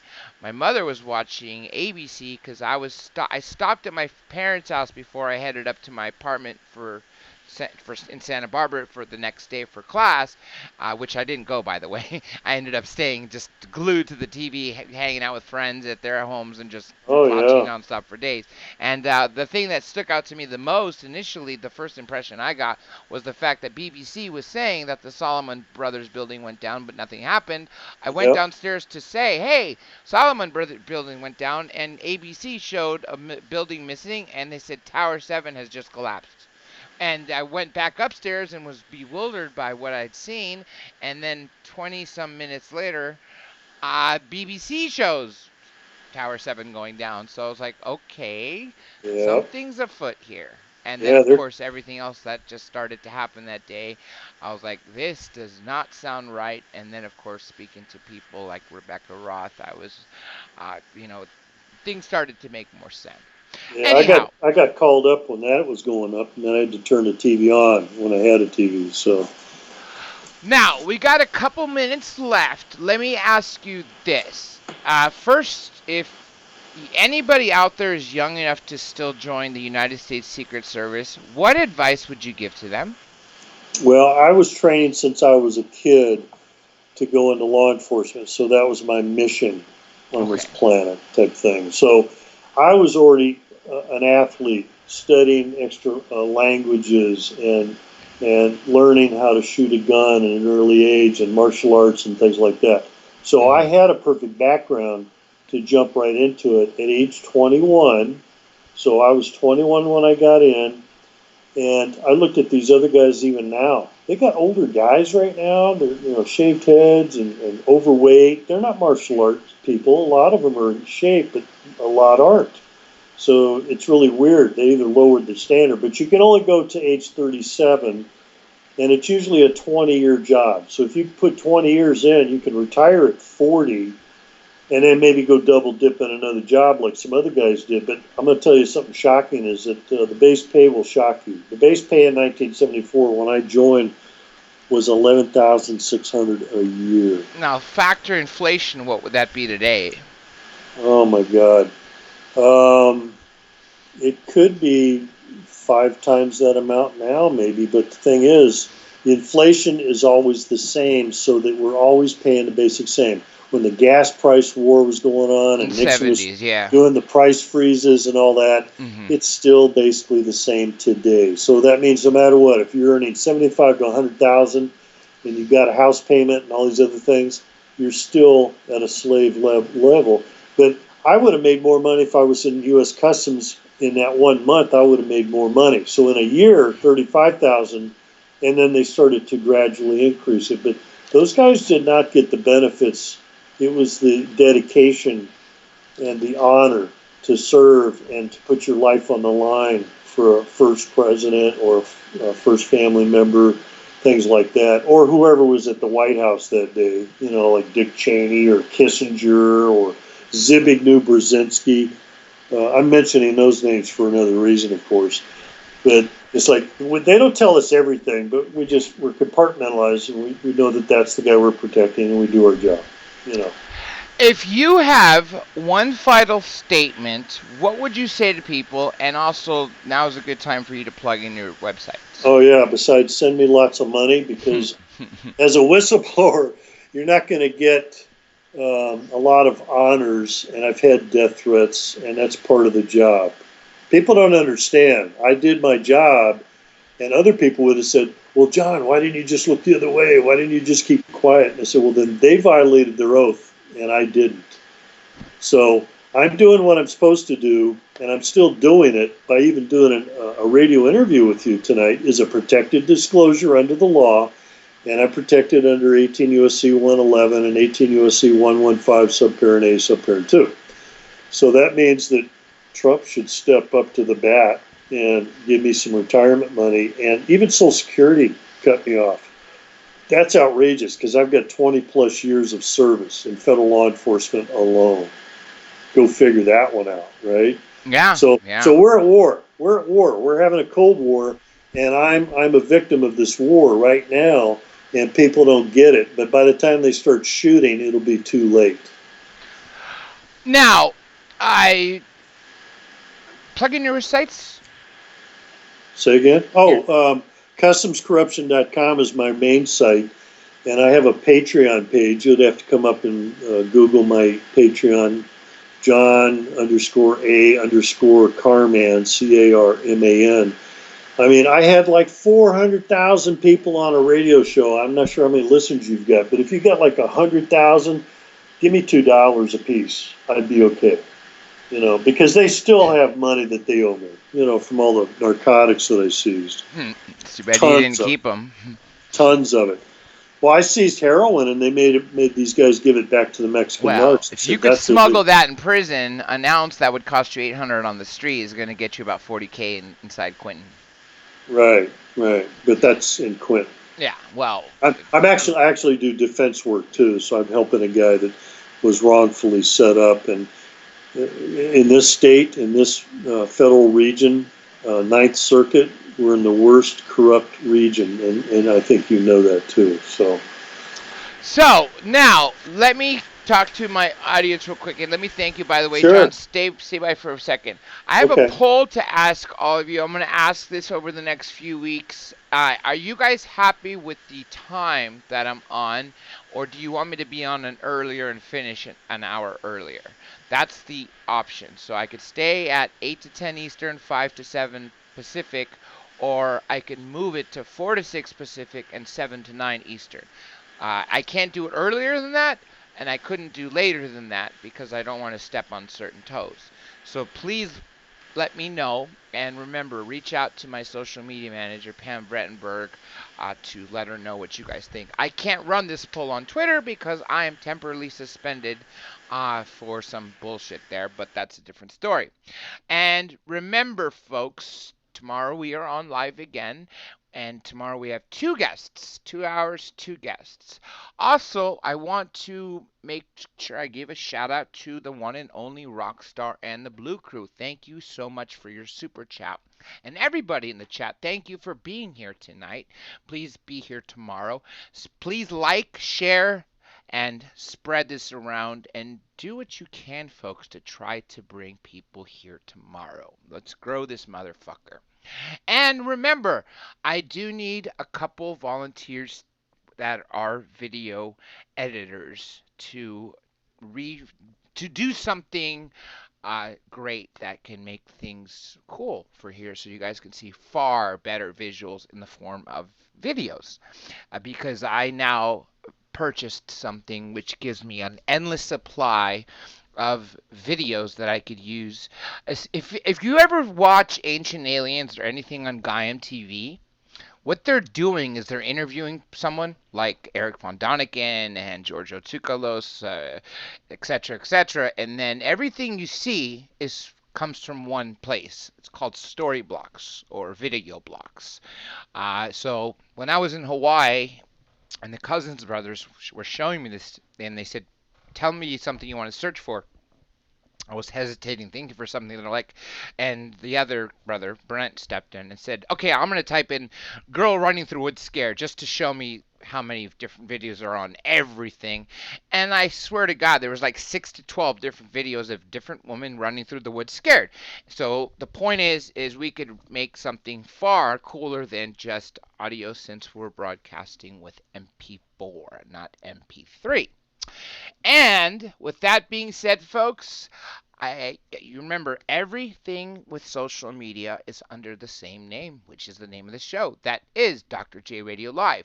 DrJRadio Live. The website, which is done by Tommy Shutter, who is in the chat as Free Cosmos, is drjradiolive.com. Everything else, Instagram, Twitter, which is suspended for the time being. Minds, please go to Minds. Remember, Minds.com is a non-censored, open source, Facebook-like type social media platform that pays you in cryptocurrency just to use it. I will drop you guys a referral link in this video, as a matter of fact. So I do hope you all open a Minds account and follow me at, of course, what do you think? The one and only same username that I use for everything, which is DrJ Radio Live. Now, on top of that, remember, folks, that being said, I'm trying to get you the link right now to drop it right now. We are officially out of time.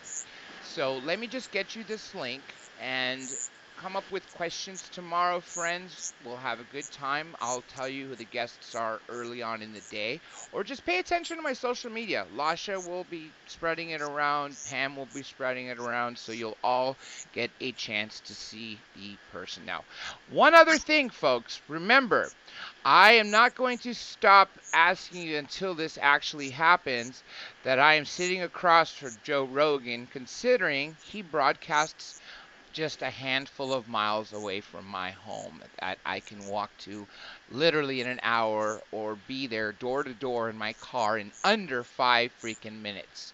So with that being said, this is Dr. J, and we are officially signing off.